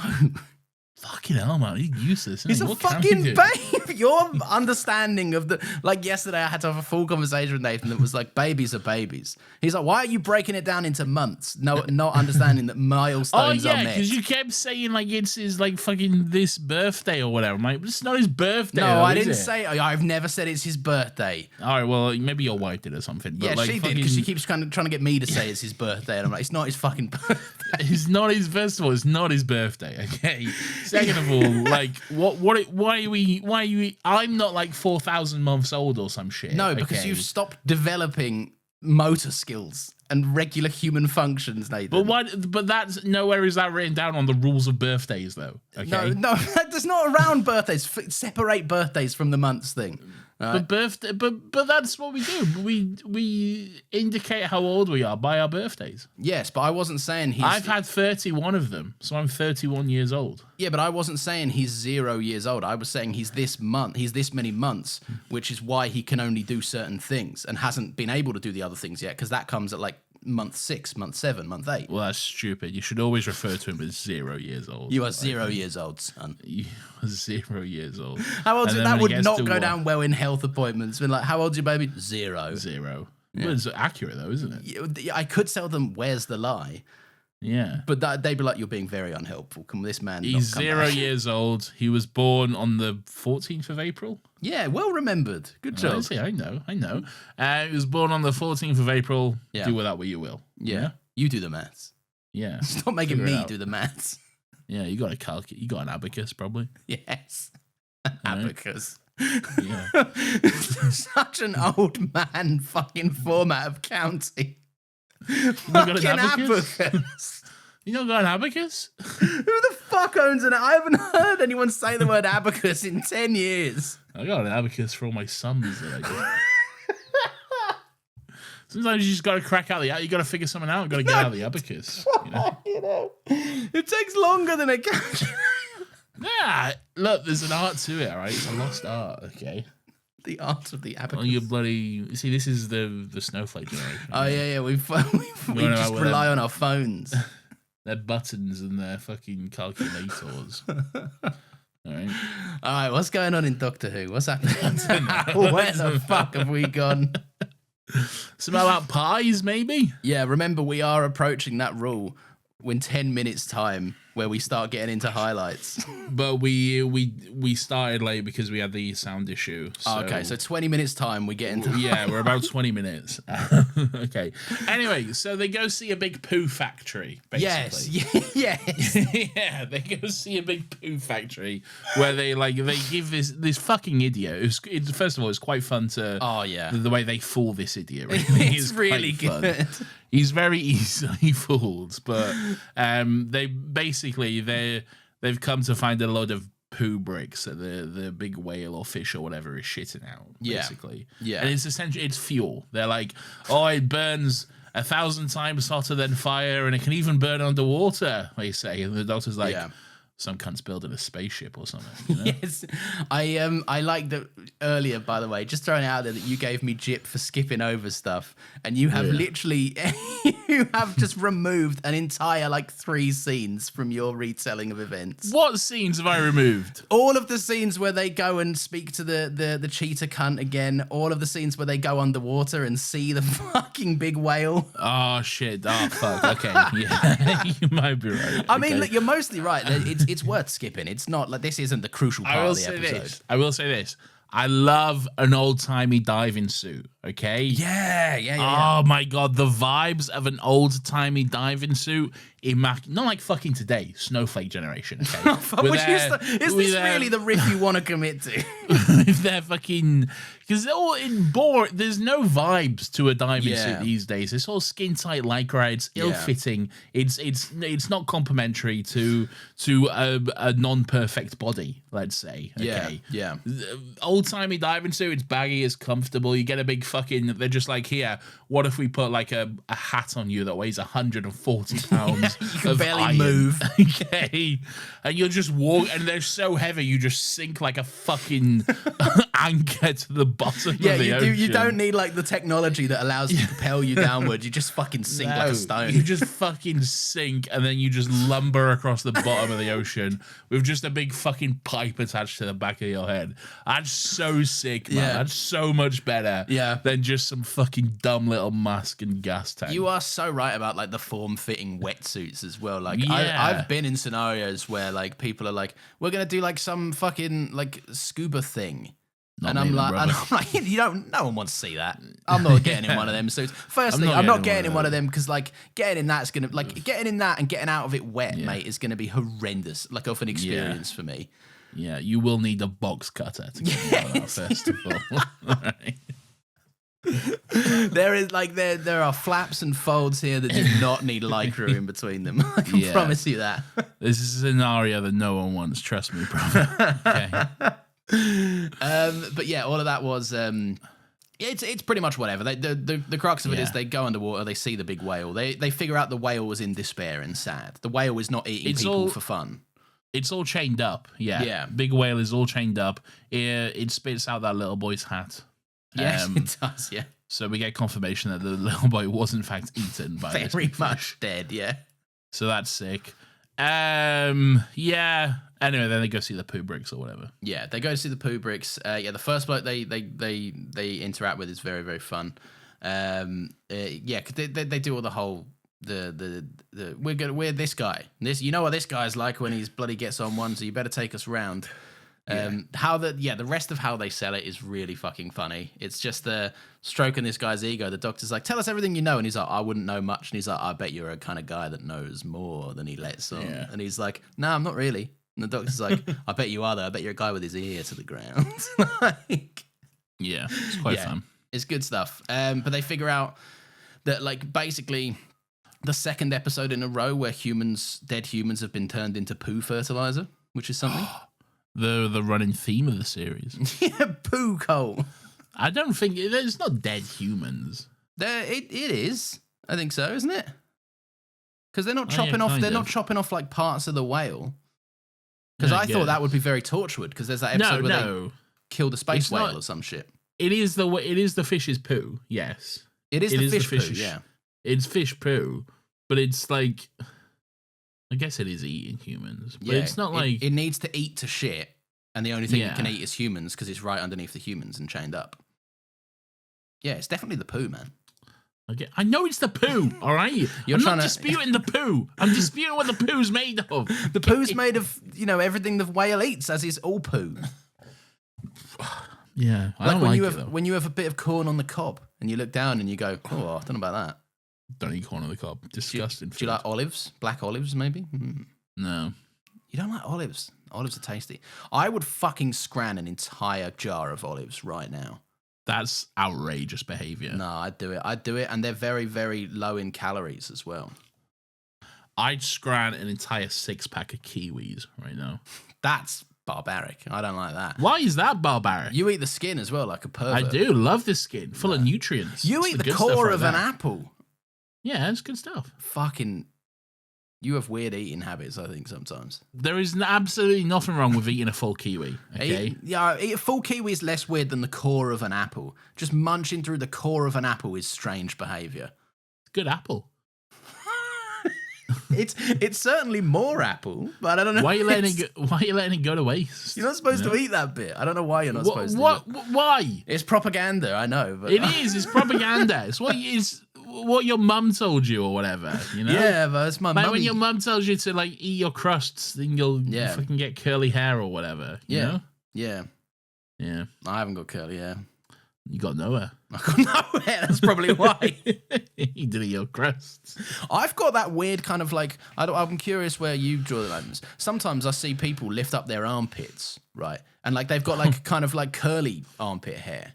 Right, I've got very straight armpit hair. I got very straight armpit hair. Yeah, it's not like the best looking, and like with my chest as well. It's not like curled hair. It's just all fucking straight hair.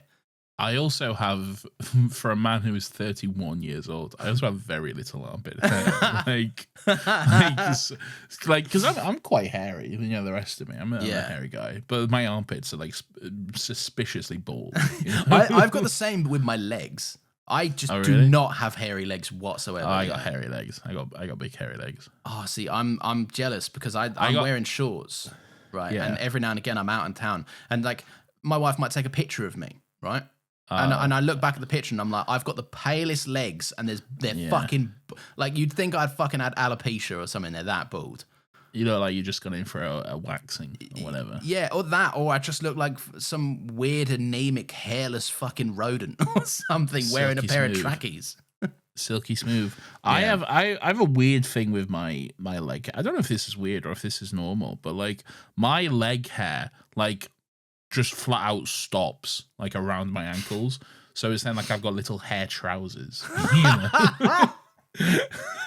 Well, there's a straight line to it.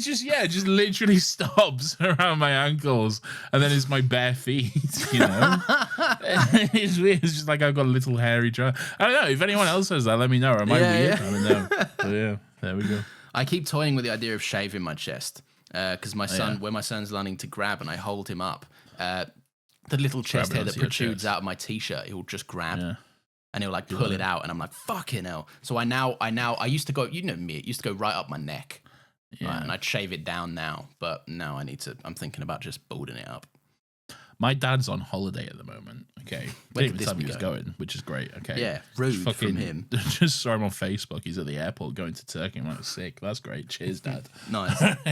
But anyway, he loves Facebook. Right? He's big on Facebook. My dad. Okay, he's all his mates. They love his posts. He thinks he's a fucking influencer. I to his mates fucking love your dad's posts on Facebook because if you go underneath, it's a collection of 20 northern men going, good on you, son. Nice one. Why lads, or whatever you will say. He's very popular amongst his people. Okay, but he's put on Facebook like, oh, here he is on holiday. I think he just went for a run this morning or whatever, and he's shirtless in his picture, and he must have gone in for a wax or something before he went on holiday, because dude is as smooth as a baby's bottom. Okay. Weirdly pale and smooth. Your dad's quite a stocky individual though. I feel like he's a bit built. Is your dad a bit built? He's a Stephen Graham body type. Is your dad?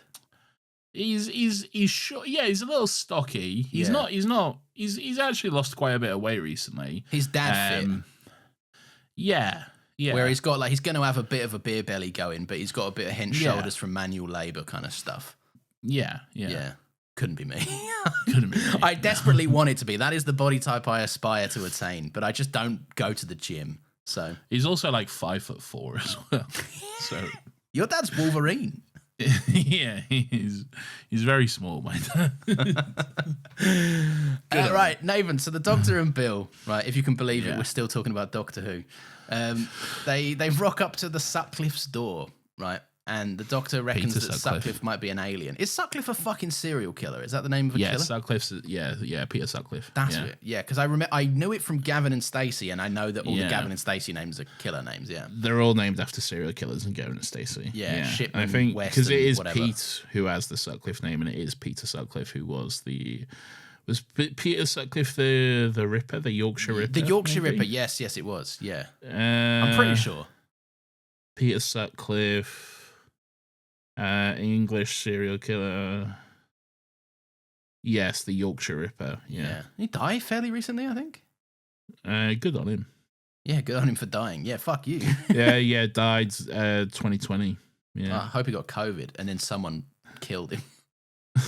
I hope he got COVID, got to the end of having COVID, and then someone shot him in the cock and then the head. Right, I love this fucking scene, and so does everyone. Right, this is no news. But the Doctor's like, listen, Bill, this guy's gonna be a twat. Right, his moral caliber allows him to feed a fucking entrapped whale children.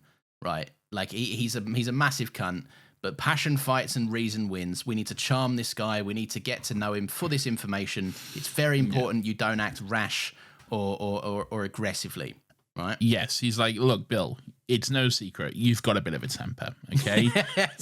We've all seen it. You can act rational, which is fine and stuff, but we need to show respect here. We need to be on our best behavior. If it even calls for it, we need to charm, if it even calls for it, okay? And then in walks this dude. He's immediately racist towards Bill. And the Doctor just goes, fuck no, and just clocks him straight away. He lays him out so clean as well. It's a proper, just bang to the ground. So good. And fucking an appropriate reaction. Yeah, absolutely. Well, okay? Bang racists in the face when you see him. Fuck this idea. I'm so sick of this fucking weird phenomenon we've got into recently of, oh, you have to respect my opinion. No, I fucking don't, all right? Not if your opinion is fucking racism and intolerance, okay? Yeah. I saw a fucking clip. It was like a news report of this community in rural Alabama, I think somewhere, and it's of young millennial and Gen Z people who have created a community that is white only. Okay.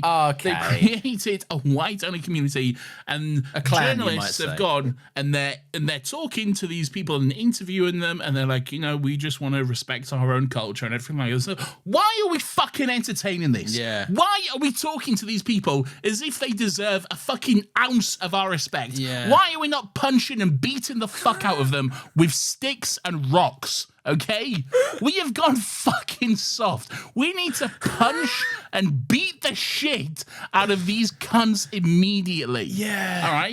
Your opinions are not worthy of my respect.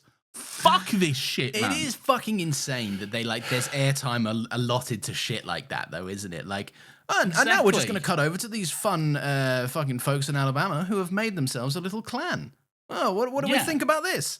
I don't care what we think about it. Like, it's the idea of impartiality. We have to be impartial, as if racism is a view that deserves impartiality, which it is not at all. You cannot be impartial on racism. And racism is fucking the whole denial of a fucking entire race of humans and fucking leads to genocide and everything like that. You cannot be impartial on that kind of shit. Yeah. Okay?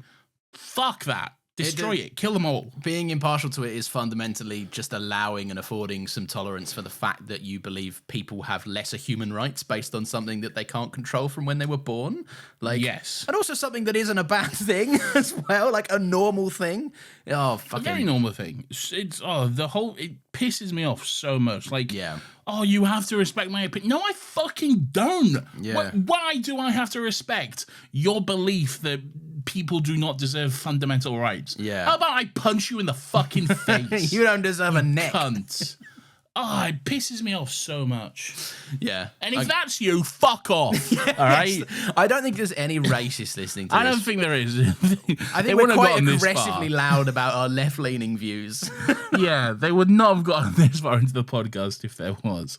But fucking hell. Yeah. My neighbours are going to be like, fucking hell, off he goes again. Oh, Nathan's on one again. On one of his rants. So yeah, man, it's a hilarious fucking line. Like, it's a hilarious little fucking thing.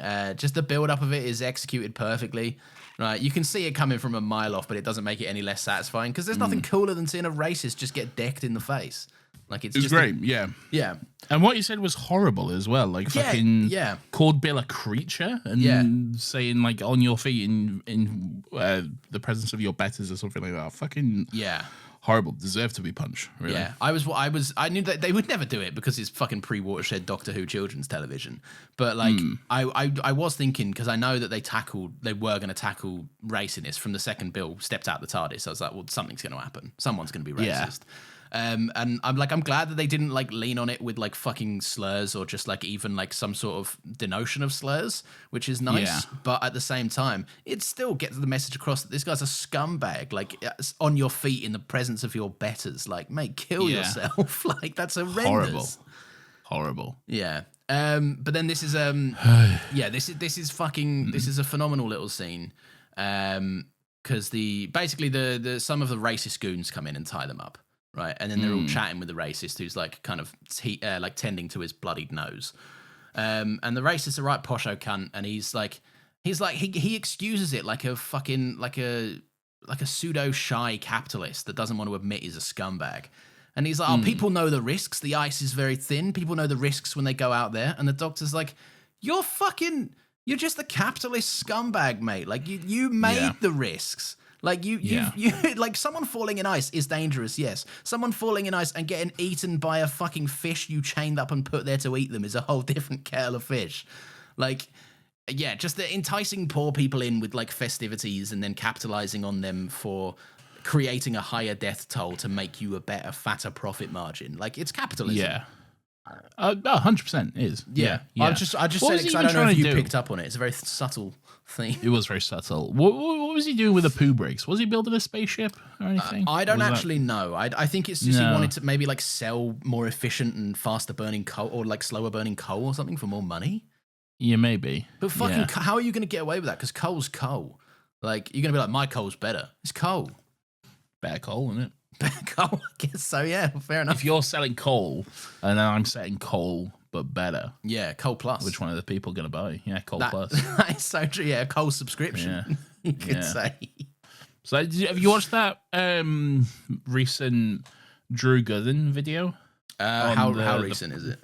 The like last week or something. Oh no, definitely not. Like it's all about like how it's about basically the rise in marketing trends of protein, basically, and how a lot of the times like it's like, hey, try this cereal or try this protein cereal. Yeah. Okay. Yeah. And more often than not, it's the same cereal. Yeah. But it's just advertised as high accounts. It will of have the protein. same amount of protein in it that any other Yeah, cereal or would have. very, very little difference between Yeah. them. And then it's the price is obviously marked up for the higher protein one. Yeah, which is why neither of us have bought protein cereal recently. No, I definitely have not. And I definitely didn't buy them and realized most of them taste really, really bad. Yeah, it's we figured this out the other day. It's the ones that emulate the flavor of chocolate. They just they haven't got Can't do it. They can't do it, man. Yeah, doesn't work because the cookies Tastes and like cream shit. sucks. The chocolate hazelnut or something you had the other day sucks. Choco hazelnut, awful. Yeah, and the other one Blueberry there's another one muffin that though, sucks. good. Blueberry muffin's goated. Yeah, Goated. I'm gonna cereal. buy like another 4 packs and just blueberry muffin it the whole way. Yeah. Maybe a honey crunch in there if I'm feeling zesty. What else have I got? Cereal wise? Did you keep your cereal in your office? Yeah, I keep everything in my office. What the fuck? I got cocoa. Yeah. So that'll be shit. Yeah, that will be. Oh, that one was arse. I got that one from a this shop one? and it is genuine. I spat it out. I didn't finish it. Yeah. Oh, really? Yeah, Oh, that is great. genuine. It tastes like someone has poured shit hot chocolate powder on the blandest tasting thing you've ever had. Oh, for fuck's sake. Yeah, it's not good, man. that one? Caramelized biscuits. Oh, that one's not bad. Bit That one boring. would be nice. Yeah, it's a little Okay. dull, but it's not bad. It's nice. I'll have a bowl of that in a minute. I mean, I might pour myself one there. Hell yeah, brother. Why not? No, I won't. Right, let's get through as much as we can because in 4 minutes we're going to highlights. That's the hard and fast rule of Still Got Legs. All right, sick. Let's go to highlights now, everyone. No, not now. So the doctor said he preferred it when he was an alien because it would explain the lack of humanity. And I wrote down that that's a cold as hell line. Oh, okay, sick. Yeah. All right, so he's not an alien building a spaceship then. No, he's not an alien. No, he's just a scumbag. Yeah. Yeah, and we all knew that. We all figured that out. All right. Did you Anyway. not know it? There's no point No, where I he's knew. like. The doctor says No, he I might knew. be an alien, but he's not. Yeah, just I a know. cunt. I'm on board. Anyway, so they're out and about. No, Nathan, there's a speech. We've got to talk about the speech. Oh, the speech is great. Okay. Yeah. Yes, let's talk through the speech. So the racist guy's like, I need to move the British Empire forward. And the doctor has like a great little speech on what defines a species and how people can put their best foot forward in terms of doing that. And Bill's look of pride when he's given it is wonderful. And he says something to the effect of like, the idea of a species' value is not industry, it's community. The lack of value placed on the least privileged of all of them is how strong you are as an entirety. Like you're only as strong as your weakest link. And if you keep making your weakest link weaker, then you're just devaluing your own self. Human progress isn't measured by industry, it's measured by the value you place on a life, an unimportant life, a life without privilege. That boy's value is your value. That is what determines an age. That is what defines a species. Great speech. Fucking phenomenal. Yeah. And what I especially think is quite funny about this. So who's the writer of this episode? Someone Dullard. Sarah Dollard, Dollard, maybe.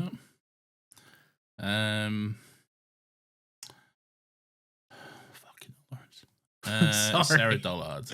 I like it in this episode. The pretty much the next scene is Australian. Is she Australian? She's Australian. She's an Aussie. Very nice. I set my Siri to be. I used to set my Siri to have an Aussie accent. And now I'm inundated by Australian accents, so I moved my Siri over to a nice northern lady. Mine's the northern lady as well. I also used to have Australian Siri, but I have the. But then I realized lovely northern every lady, podcast I listen to is Australian. 90% of my clients are Australian. I've had it. Yeah. I've had it up to fucking here with Australian accents. If I'm on it, my wife keeps joking that I edit for so many Australian creators that she's a bit worried that the amount of times I edit without headphones, my son's gonna just develop an Australian accent. Bloody oath, Dad. Wow, bloody hell, Dad! You at work again? Bloody Are you? hell. Oh, Dad, mate. you at work, Dad? Bloody hell, Dad. Bloody hell. It's truth. But so what I like about this speech. She was also wrote Bridgerton. Oh, I like Bridgerton. Well, I like 2 seasons of Bridgerton, then the third one's shit. Well, she wrote 1 episode of Bridgerton. Oh, which season? I don't fucking know. Just You say gotta find Bridgerton. out. You gotta 1 tell me. episode. Season 1, episode 6. I'd imagine that's a good one. Swish. Swish. Ooh. Swish. Swish. Yeah, I don't know. Swish, swish, bitch. Swish, swish, bitch. Another- She wrote on Neighbours. Neighbours. Of course she wrote on Neighbours. She's an Neighbours. Australian writer. 37 episodes of Neighbours. Fuck, you know, she's put the shift in there. She wrote on Primeval. Primeval mention. Primeval mention.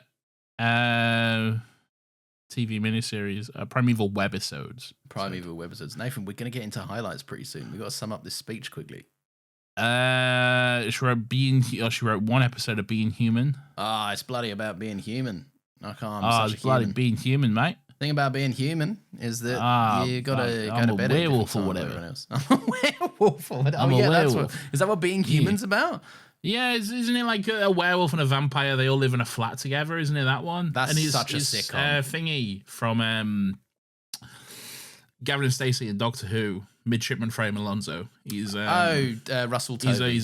He's a werewolf or something, or a Frankenstein or some shit. Look at the size of my ears. I'm a werewolf, mate. Bloody hell, I'm a mate. werewolf with big ears, mate. Oh, I'm a fucking werewolf, mate. I'm a fucking werewolf. I'm in every single fucking British TV show ever made. I'm Russell Tovey. Yeah, mate. Yeah. I'm in that new Doctor Who spin-off, mate. Why have we assigned Russell Tovey, a very English man? A very English man with some great English ears. We've suddenly turned him into an Australian bloke. Anyway, I like. No, You ever see I'm trying to say this point. Wait, you ever see a young Australian guy and they're just like, "Oh, you're Australian," before they even open their mouth? What do they often look like then? They're wearing a mullet, or they have a mullet. Okay, they got Yeah. a mustache, Yes. a mullet. Yeah. They're wearing like I don't know, like a high vis orange t-shirt or something. Probably working construction or something. Have you And seen the they're, video of the party guy, the number one party guy? The number one party guy. Yeah, he got in trouble. You know, Project X. Isn't that what based Nick? on his party. Oh, that kid. Yeah. Yeah, he looked nothing like that though. No, I know, but You talking about Corey? That's Corey. Yeah, that's who I picture when I picture a young Australian. Just the way he's No, like. he looks I'll say nothing sorry, like but I'm not taking off my no. glasses. No, he looks nothing like that. He looks like a fucking like a Justin Bieber type. No, he's not Justin Bieber type, is he? Yeah, he's got like long blonde hair and like Justin like Bieber. the Bieber hair and stuff. Oh, did he? Oh, but then everyone had the Bieber hair back in the day. Yeah, but it was back in the day, wasn't it? I couldn't have it. My hair didn't swoosh like that, Nathan. It didn't swish. Season 1, You episode never had 6. long hair, have you? No, I've had long hair. Yeah, Have you? yeah, but not long. But it was just sticky uppy and long. No one I've known you. Yeah, you have. You have known me when I've had long hair. Long hair. You've never had long. All right. Well, what you consider long hair and what I consider long hair are two very different things. Yes, because you for some reason a couple of years ago grew your hair down to your knob or something, right? That's that's not like blokes with long hair would not call that. That's really long hair. There's levels to this. Okay. Yeah, but you've never had any kind of long hair. I've had lengthy You've hair. had longer hair. Yes, okay? longer hair. Yeah, that's the right level, I will say, yeah. You've never had long hair. I've had hair that goes down to like here before. That's not long, brother. It's long enough. He touched his nose every morning. Okay. No, I didn't. I touched my belly button or something. He didn't. All right, Nathan. So yeah, the thing I like about this speech, fucking hell, fucking we are here finally. Right. The thing Highlights. Oh, Nathan, shut the fuck up. No.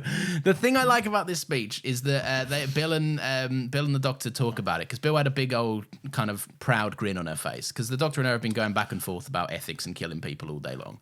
And so she looks at the doctor and she says something like, she asks if he really is 2,000 years old, because only someone that's lived that long and seen so much would speak so confidently on that being their outlook on life. Yeah. And what I really nice. like about it is the writer was so smug about this that they wrote in an extra scene of someone going, "That's a good fucking speech, wasn't it? That's a fucking good speech." Fuck, you'd have to have a really wide perspective as a writer to write down something so cool like that. That's such a pessimistic take. But it's fucking true though, isn't only it? you would see it as the writer throwing themselves a bone. Look, I'm not saying it's a bad thing. I'm fucking commending it. I think that's fun. I think it's good stuff. You never mention that whenever anyone ever's been like to Matt Smith, "Oh, bloody good speech." Because no one ever really writes in a scene where like Matt Smith gets down from fucking Stonehenge and someone goes, "Nice speech, Doctor." They don't say that. I'm pretty sure someone has gone like fucking nice speech. This is an explicit extra scene for the purpose of Bill saying good speech. Wow, that was such an impressive, insightful look on life. Most pessimistic man in the It's fucking not world, pessimism. Man. She wrote both of the lines. It is. It's such a pessimistic view. Nothing can ever just be a nice thing. It's got to be this. It's fucking... both. It can be both. It's a nice thing and it's funny because the writer did it. No, it's the Obama meme where he's putting a medal on himself. Yeah, you're so. Oh god. Shut up! Right, highlight time. I think. All right. So basically, the day's saved. Yeah. They free they free the fish. They free the fish. Yes. Yeah. They all enjoy a pie. They do. The urchin kids move into the mansion. Yeah. Because the fucking rich cunt died or whatever. Yeah, I like that. That's quite good. And they go home, and Matt Lucas is chastising them. He's pissed off. What do you think? There's a scene with a vault. There is a scene with a vault. What do you think? What do you like about the scene where the Doctor's like? Because I was interested to talk about this, right? And it's not my fault that it ended up in the highlights section. So we're just going to talk about this for a second. Right.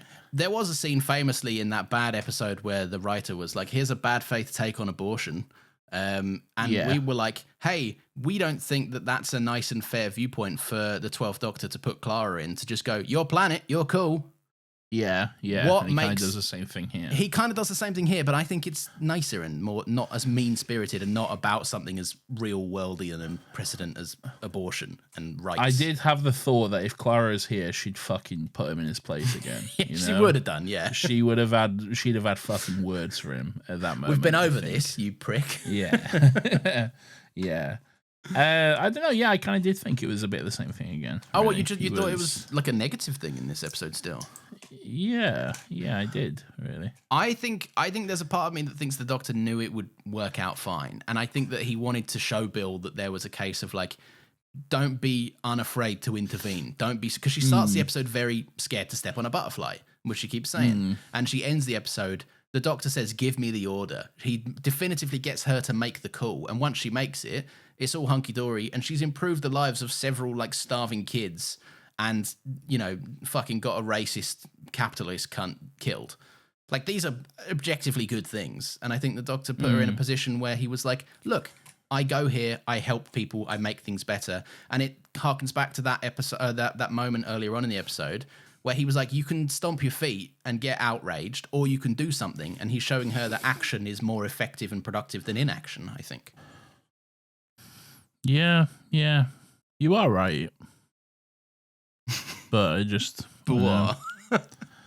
No, not by anything really. I don't know. In the moment, I just kind of saw it like it can be seen kind of...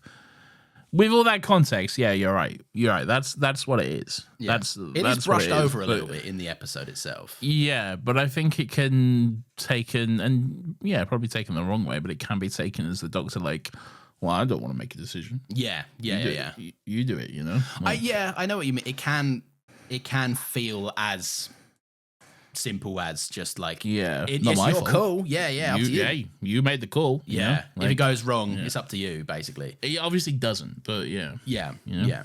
All right, interesting. So yeah, that's the episode really. There's not too much else to talk about. Not much else. The poor kids get rich. They have a nice Sunday dinner. Good on them. They all have a nice pie or whatever. The death of the racist is quite satisfying. He goes and tinkers with his bomb to the point where he just stands there and gets himself killed by his own stupidity, which is fun. Good on him. And good on that fish for being a fish or whatever. Yeah, good on the fish for being a fish. There's a fun cutaway gag where Bill's like, I could scream here for help and people would come and get me in 1 second. And she screams for help and it's just a montage of all the loud things drowning her out. Which Very is quite fun. funny. Yeah. What are your thoughts on Nardole and the vault at the end? So I still don't know what's going on with this vault. What do you think? Who or what do you think is inside the vault? Have I made a claim on this? I am inside the vault. Yes, I know you're in the vault. I'm in the vault. Well, because this was filmed years ago, so there would be a way for you to get there and then still come back for this. Yeah, it's not live TV we're watching, Lawrence. Okay. I don't know. Have I made any bold claims about who's in this vault? You did in the first episode. You said Rassilon. You think Rassilon might be oh yeah, because he'd just flown off in Hellbent, didn't he? Yeah. Yeah. I don't know. I still think it's something. I'm trying to. I know it's not. See, I know there's a big thing that happens at the end of season 10 with the thing that they spoil for everyone. Yes. But I know that comes about not through this vault situation. That's true. And I'm pretty sure you've given me the clue that it's a mid-season reveal as opposed to an end-season reveal anyway. Yeah, it's not the end of the season. It's more... I don't know. I feel like it's going to be something that I would either not know from Classic Who or it's just something new that I would never have guessed in a million years. So yeah. I'm going to be pleasantly surprised by whatever it is. Unless it's bad, but I don't think it is. I think it's me. You think it's you? Or do you think it's me, as in Maisie Williams me? No, let me be clear. I think it's Nathan. Okay. What a fucking bizarre thing to have kept secret from me for years so that we can get to this point in the episode and I can start the intro by being like, what the fuck? Be pretty insane, though, wouldn't it? It'd be very insane. Imagine how fucking wild that would be. That would be fucking crazy. I do like that Nardole is like the knocking on the door happens and Nardole's like, fucking, why? What's the doctor been saying to you? Saying he don't like me? I think he likes me. Yeah. Does he not like me? He's a very anxious individual, is Nardole. He loves me. Is he just here to bookend these episodes, by the way? Because I've noticed he's not really in 2 of the 3 we've seen. No, I think he's in the more going forward. Oh, they were trying to... Does, yeah, he does like start to come along on the adventures. Okay. After a bit, they're just taking some time to establish the Dr. Bill relationship. Yeah, that makes sense. Sense. Yeah. Well, lovely jubbly. And in that case, Nathan, let's move on to a beautiful segment called Weirdo of the Week.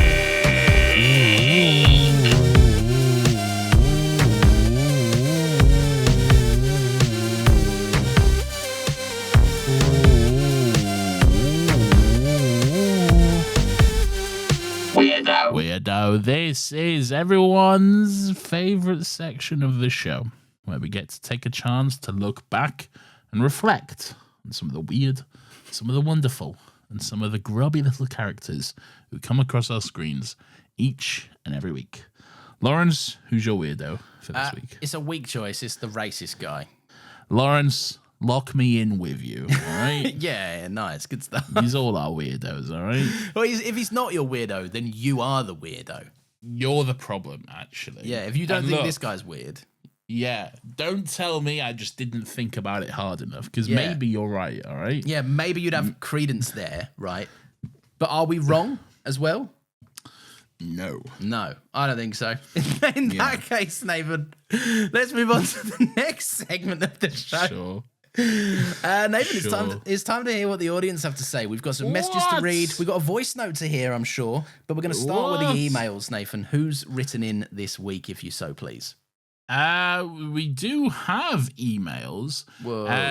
I think 2 of them are voice notes, and one of them is literally just a GIF, which basically says, "This is me when someone says that Doctor Who is too woke now, and it's the 12th punch in that racist gift." Nice. Okay, bye, from the Howler. So thank you, the Howler. Okay. Thank you, the Howler. Thank you very much. Thank you, the Howler. And then let me play this voice note. This is from Lewis. Yeah. Nathan, Lawrence, I have been told that you are trying to impersonate me. Well, let me tell you, you are on very, very thin ice. No, anyway, It's okay. It's a good episode. I mean, the best part of the episode is the Doctor punches a racist. So, Yeah. good. Which reminds me, that's my weirdo of the week. The racist for being a racist, because that's just not cool, man. But yeah, Series 10, though, it's good. It is a really good... is it better than Series 9? I don't know. I'd have to think about that one. Anyway, I'll probably drop another voice note when it comes to the finale, though, because, yeah, you don't get better than that. Sizzle. But yeah, that's spoilers. Anyway, keep legging, lads, and till the next one. Not a bad impression, I will say. That's not a bad impression. And Not I a bad really impression. respect the commitment to, like, as soon as the impression was done, it was clear that that's what you had planned for the voice note.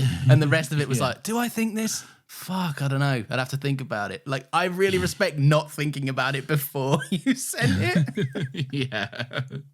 It's a bold choice to be like mid-voice note, be like, I'd have to think about it. Yeah, yeah. I'll think about it. Like, you could pause, and we're going to think about it now, and you just reconvene in 30 seconds. Yeah.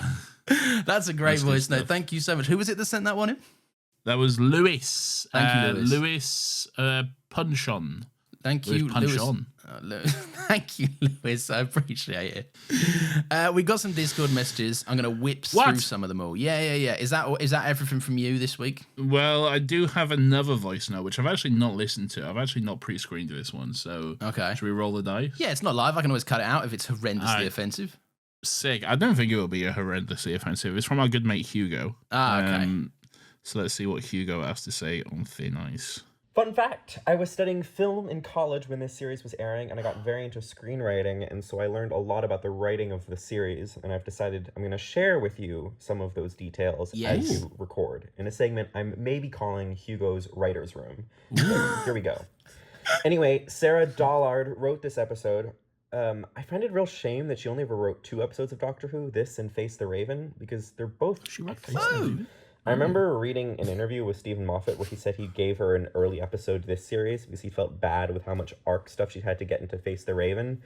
The original version of that episode, when she first wrote it, was called Trap Street and had no Maisie Williams and no Clara dying. And then that was kind of like added in later.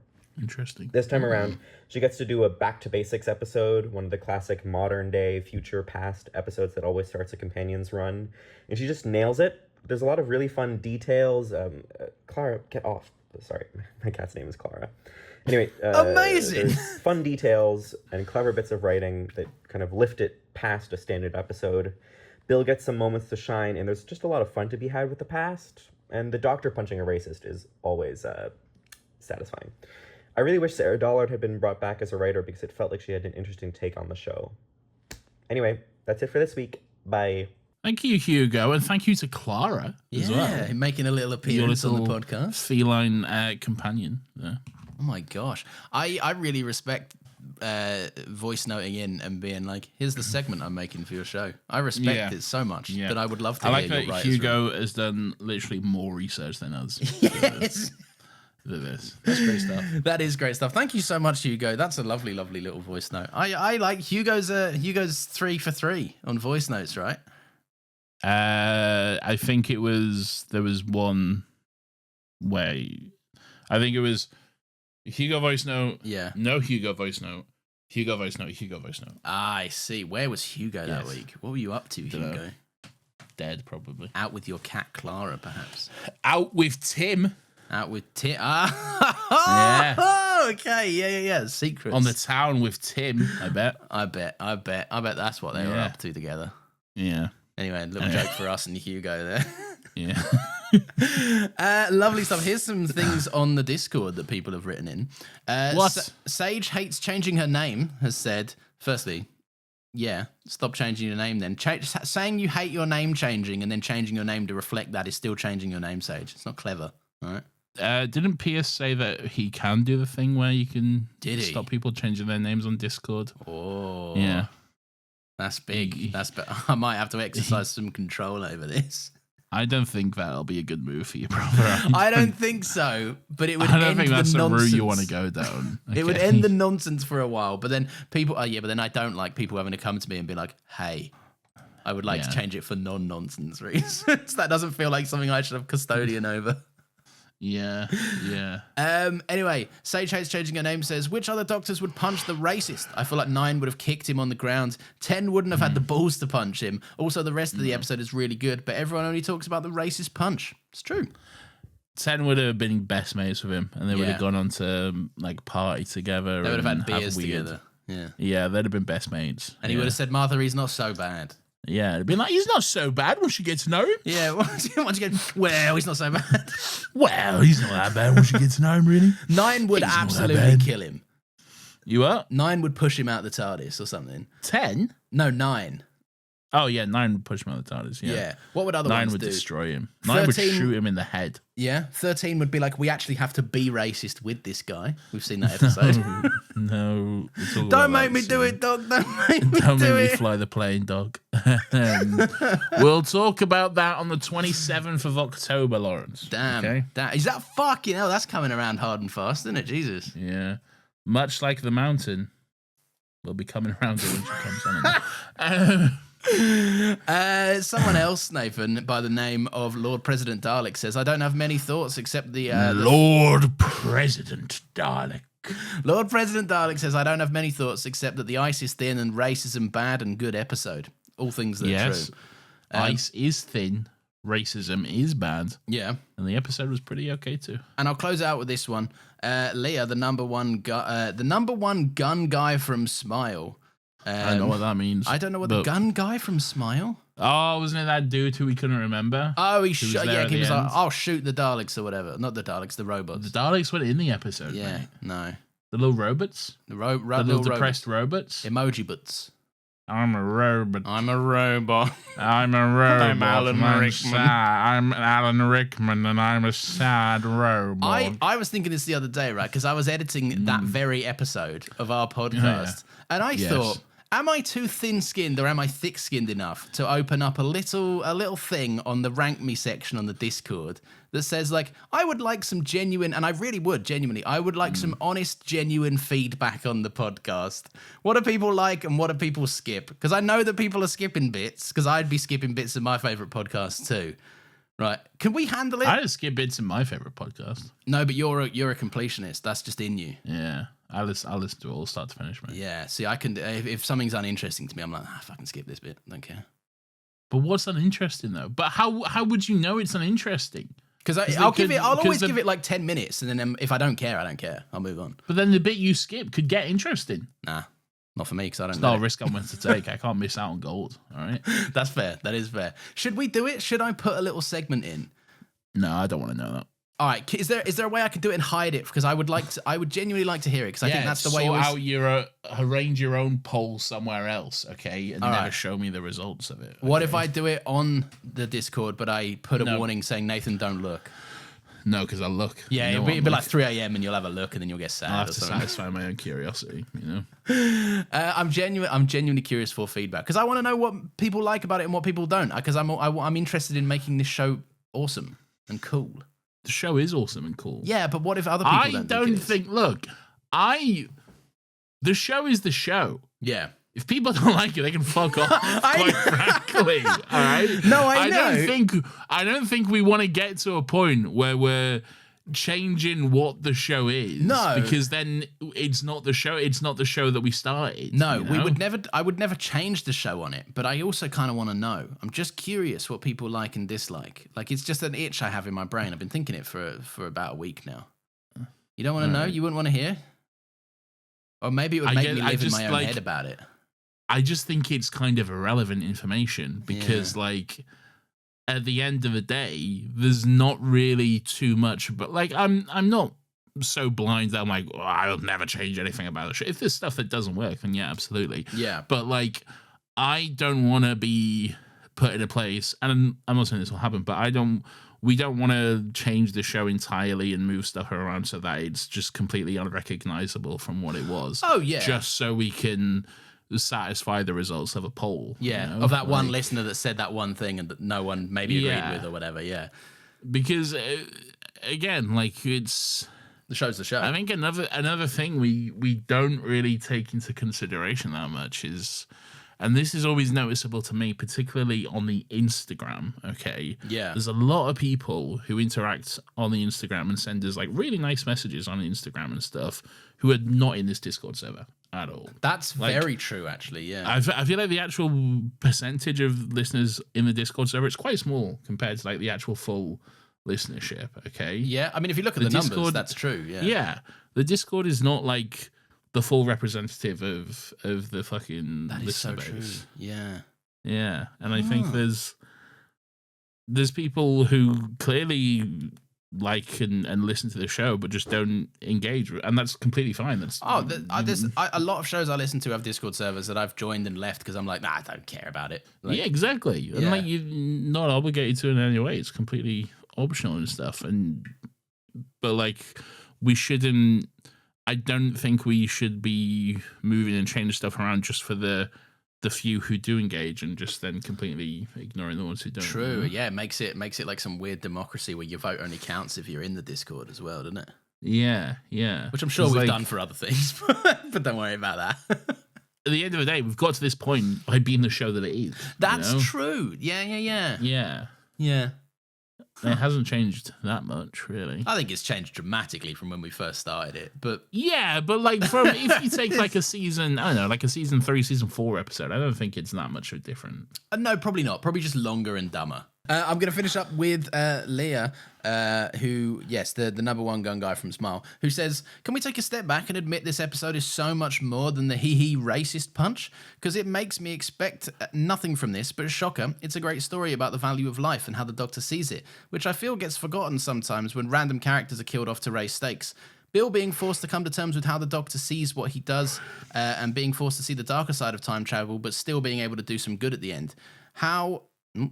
Now can we never go back to the 1800s London again? I'm so fucking sick of this time period and location. Where and when in human history would you boys want to go? I'm always hoping for the warring states, Japan, myself. That's quite interesting. Interesting. I would not like to go back in time No? because it's all gross. Okay. Yeah. I'd want to go to the future where everything's cool and convenient. Yeah, and nice and hip and rad. Yeah. What if it's I'd so wanna much go- worse, though? I'd want to go to the year 3000. Here we go. Okay. Yep. Where Not much has where I changed? don't think much has changed. Yeah, okay. But I think they might live underwater. That is okay? pretty cool. But would you reconvene with any familial connections, perhaps? Yeah, well, I was just about to say your great granddaughter. Yeah. She's pretty fine. Hey, you pervert. She's pretty fine. You're so much older than she is. And anyway, that's a song by Busted, not the Jonas Brothers. You Yeah. American fucks. Okay. Yeah. Oh, do they That is actually think that? Busted. Yeah, a lot of them don't know who Busted is. Fucking yeah. kill yourselves, man. Busted were the goats back in the day. Busted with the OG. Yeah. Right? They're They glad wrote they that crashed song the about wedding. having sex with your teacher or whatever. Yeah, I'm gonna fuck my teacher and I crashed the wedding as well. Yeah. That's something else they did. And that one about an airplane. Yeah, I'm fucking horny on the airplane or something. Yeah. I got Yeah. peanuts or whatever and I'm on this airplane. Yeah, this air hostess, I'm gonna have sex with her in the toilet of this plane. Said Busted. I like the way she dresses. This Yeah. air hostess. And that one about Thunderbirds, the movie. Yeah, that's yes. What other busted songs are there? Do you reckon he busted in that airplane? There's 3 a.m. Which one's 3 a.m.? Sing me a little bit. The one where it's like it's 3 a.m. I'm I'm calling you at 3 a.m. and I'm Oh, that rings a standing bell. here right outside your door. Uh, And I don't think that my heart can take much more. there's one called Crash the Wedding 2.0. Fucking hell. And I'm glad I crashed the wedding 2.0. 2.0. What I go to school for?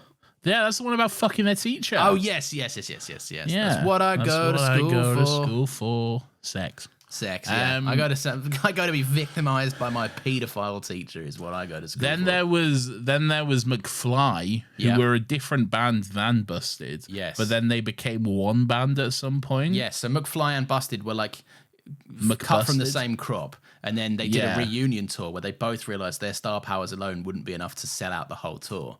Yes. So they joined forces. Yeah. And they said, "What if we make like McDonald's and Muck Busted?" We were Muck Busted. But I don't think that's the case anymore. No, I don't think that they actually are referred to as a supergroup. A supergroup, you say? And they were active from 2013, but I don't believe have put out anything since. They were around when we was at uni, I think. Yeah, they've been active since 2013, so they would have been. All right. You said didn't put out anything since, so no, but as in like for a long time. I mean, I think they were touring for a while. Yeah, they were. Well, that's the whole reason they exist, was to tour. Yeah. What's your favorite McFly song? Oh God, is that one about the colors in her hair? Remember that one? That's not a bad one. I'm loading up this song. She's got a lip ring and a sexy attitude. Oh, everyone loves "It's All About You." Nah, dead, that's a banger. Dead, not me. Because obviously she's out of my league. Out of my league. That's I'm a banger. Wasting my time. She'll never be mine. Room on the Third Floor. That's a bop. Which one's that one? Sing me a bit. Bit of a slow one. Room on the third floor. Yeah, I'm with you. They're all little models. Little video. Big tune. Were there any other bands from back in the day? I liked the Wanted. Were a bit of my jam. No, that wasn't the same era. That was later. Oh yeah, I forget. There's a million years between us, isn't there? That was like 2009 though. Like Busted were like 2003. Mate, yeah, the Wanted were kicking about from like 2010 to 2013. And aren't they dead now? Or some of them? One of them's dead. That's very rude to say. One of them died very young from a brain tumor. Man, that's very mean. All right, I didn't say anything bad. I just asked a question. You said, "Aren't they all dead now?" Well, I didn't know. All I knew was that maybe some of them were dead. Okay. One of them is dead. Yeah, one of them died. All right. Well, rest in peace. All right. What did the Wanted do? The Wanted did. Have you heard of? The most famous one obviously is "Walks Like Rihanna" or "Glad You Came." I'm glad you came. I know that one. The sun goes down, the stars come. That's such a fucking 2011 anthem, mate. Oh, it's aggressively in that time period, yeah. Oh, yeah, that's fucking hell. What about imagine listening to that on a Bluetooth speaker when I'm in the alleyway behind a fucking shop drinking vodka and pineapple juice in one little carton. Your mate passed you the smallest bit of weed you've ever seen and you go, "I don't mind if I do, son." And I'm like, "Oh, turn up that heat." Okay. You're wearing your chinos, you've got a Rihanna t-shirt on, you're looking great. You got a pair of Vans on, maybe. The sun goes down, the stars go out. What about the she can't sing, she can't dance, but who cares? She walks like Rihanna. Remember that one? Never heard that. Have you seen that girl? Have you seen her? No, that. The lyrics are bad. Don't know any of those. What about the one I always liked was Heart Vacancy. I feel your heart cry for love, but you won't let me make it right. Oh, it's good. Is the Wanted that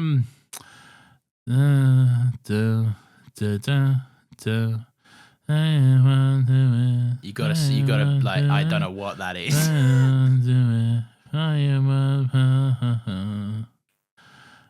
What's this one? Oh, hold on. I gotta look it up. Because I think it might be the Wanted. Are you a fan of Joe McElderlyberry or whatever his name is? I don't know who that is. Joe McElderly. Hold on, let me get this song by the Wanted. All right. In the meantime, I'm going to tell. Oh, is it All Time Low? Yeah, All Time Low were a band. Yes, this one. Crying won't do it or something. That's what I was singing. No, you weren't. You were. I was singing that. Why are you all these YouTube comments? Anyone listening in 2025? Fuck off. Yeah. Get away from me, robot. I didn't want it out or something. Dun, dun, of my head. Is this going to play on the recording? I won't hide it. Everyone's tried it. Everyone's tried it now.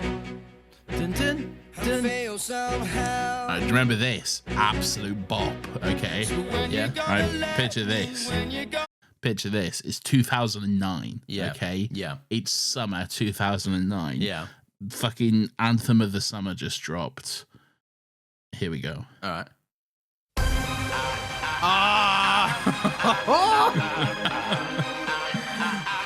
Oh my God! Na na na.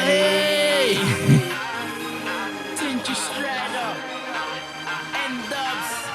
Joe, it was nothing but a quick thing. Kids games, kiss chase. Oh just a my quick fling. God. Now I'm hoping you never go missing. What about Now Dizzy I'm telling Rascal? You can hold this ring. Watch how it glistens. So it was done as quick as the wind blows. Nathan, you have to interact with me as a podcast. Sorry. So I was listening to music. What do you think about Dizzy Rascal? I like Dizzy Rascal. I like Dizzy Rascal. Bonkers. Some people think he's bonkers. But I just think I'm free. Yeah, he told that kid to fuck off or whatever. Did he? Yeah, in that music video. Oh, did he? Oh, okay. I thought some kid. I'm picturing some fuck? kid goes up to Dizzy Rascal like, Mr. Dizzy Rascal, can I take your photo? And he's like, fuck off. It might have done. I don't Kills know. him. Nathan, I Good on him. got a fucking question to ask you. All right. Oh yeah, And it's where have you gone? I've closed you. I didn't mean to close you. it's your fault, brother. No, I didn't mean to. I'm sorry. I'm still Nathan, the here. question I have to ask you is this. Thank you, everyone, for listening.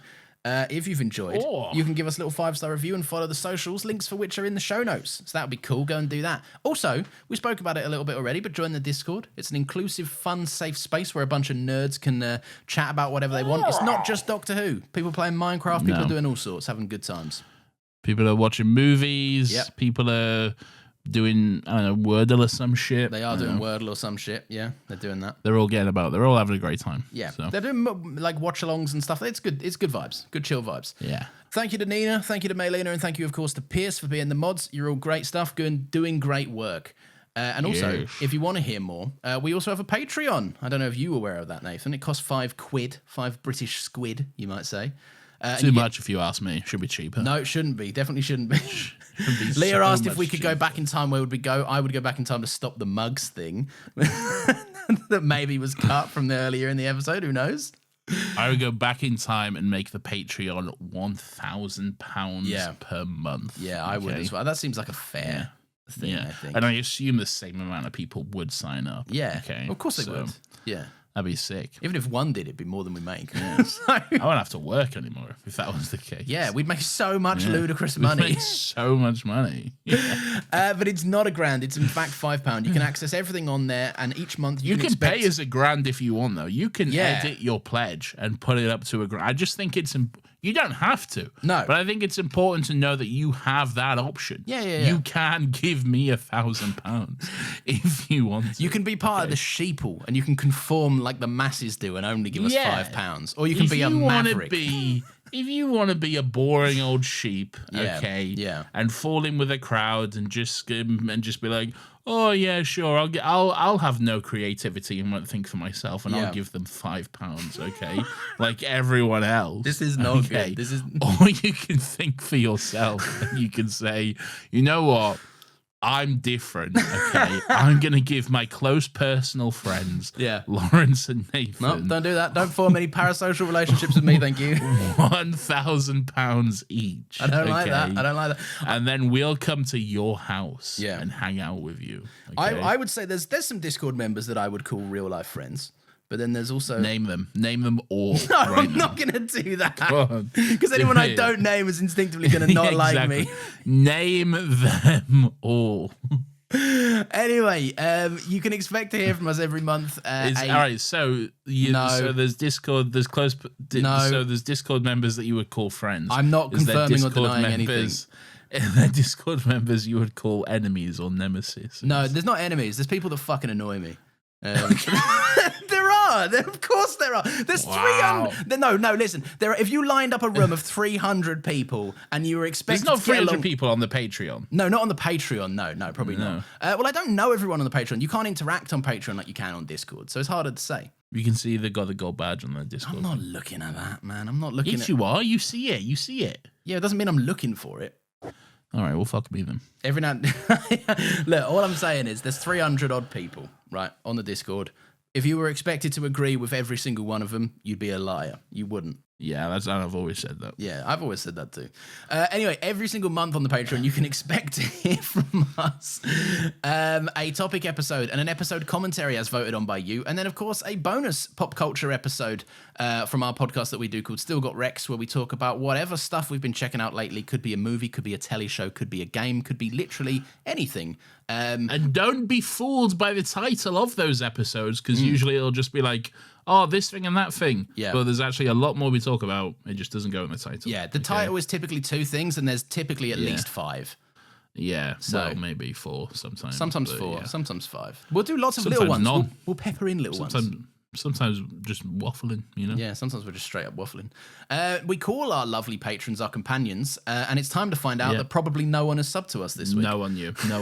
So, So we don't We're have all to do just that. chilling. We're all just chilling this week, you know? We're all just chilling. We had a week where we took the TARDIS nowhere, so that's on us.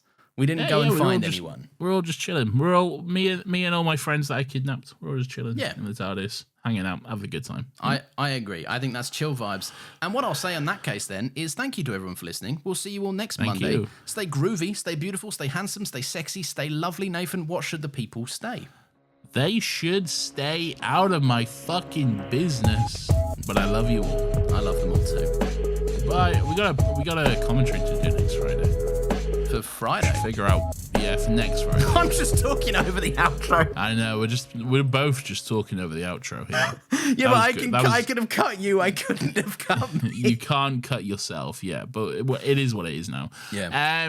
Yeah, we have a commentary coming up Friday. Yeah. So this Friday. So we should probably figure out what that's going to be. Yeah, we should put the. Should we decide right now? Oh, is this on Should air? we just is this do? staying? Yeah. Should we just do end of time part 1? Yeah, fuck it. Why not? Yeah. But then do we'll we have to do end of time 1. part 2? Not in the same one. No. No. Do we have to do it for the next month? Let's say no. All right. Fine. Chaos reigns, man. Yeah, fuck Chaos it, why reigns. not? Yeah. Let's say no. Okay. So yeah, I guess end of time part 1. Yeah, We'll do that. that's coming So soon. that's look. So if you want to hear that, sign up to the Patreon. £5. Yeah. End of time part 1. Hell yeah. Sounds good. All right. You've already played the theme music, I Yeah, guess. yeah. So, See you bye. later, everyone. Bye.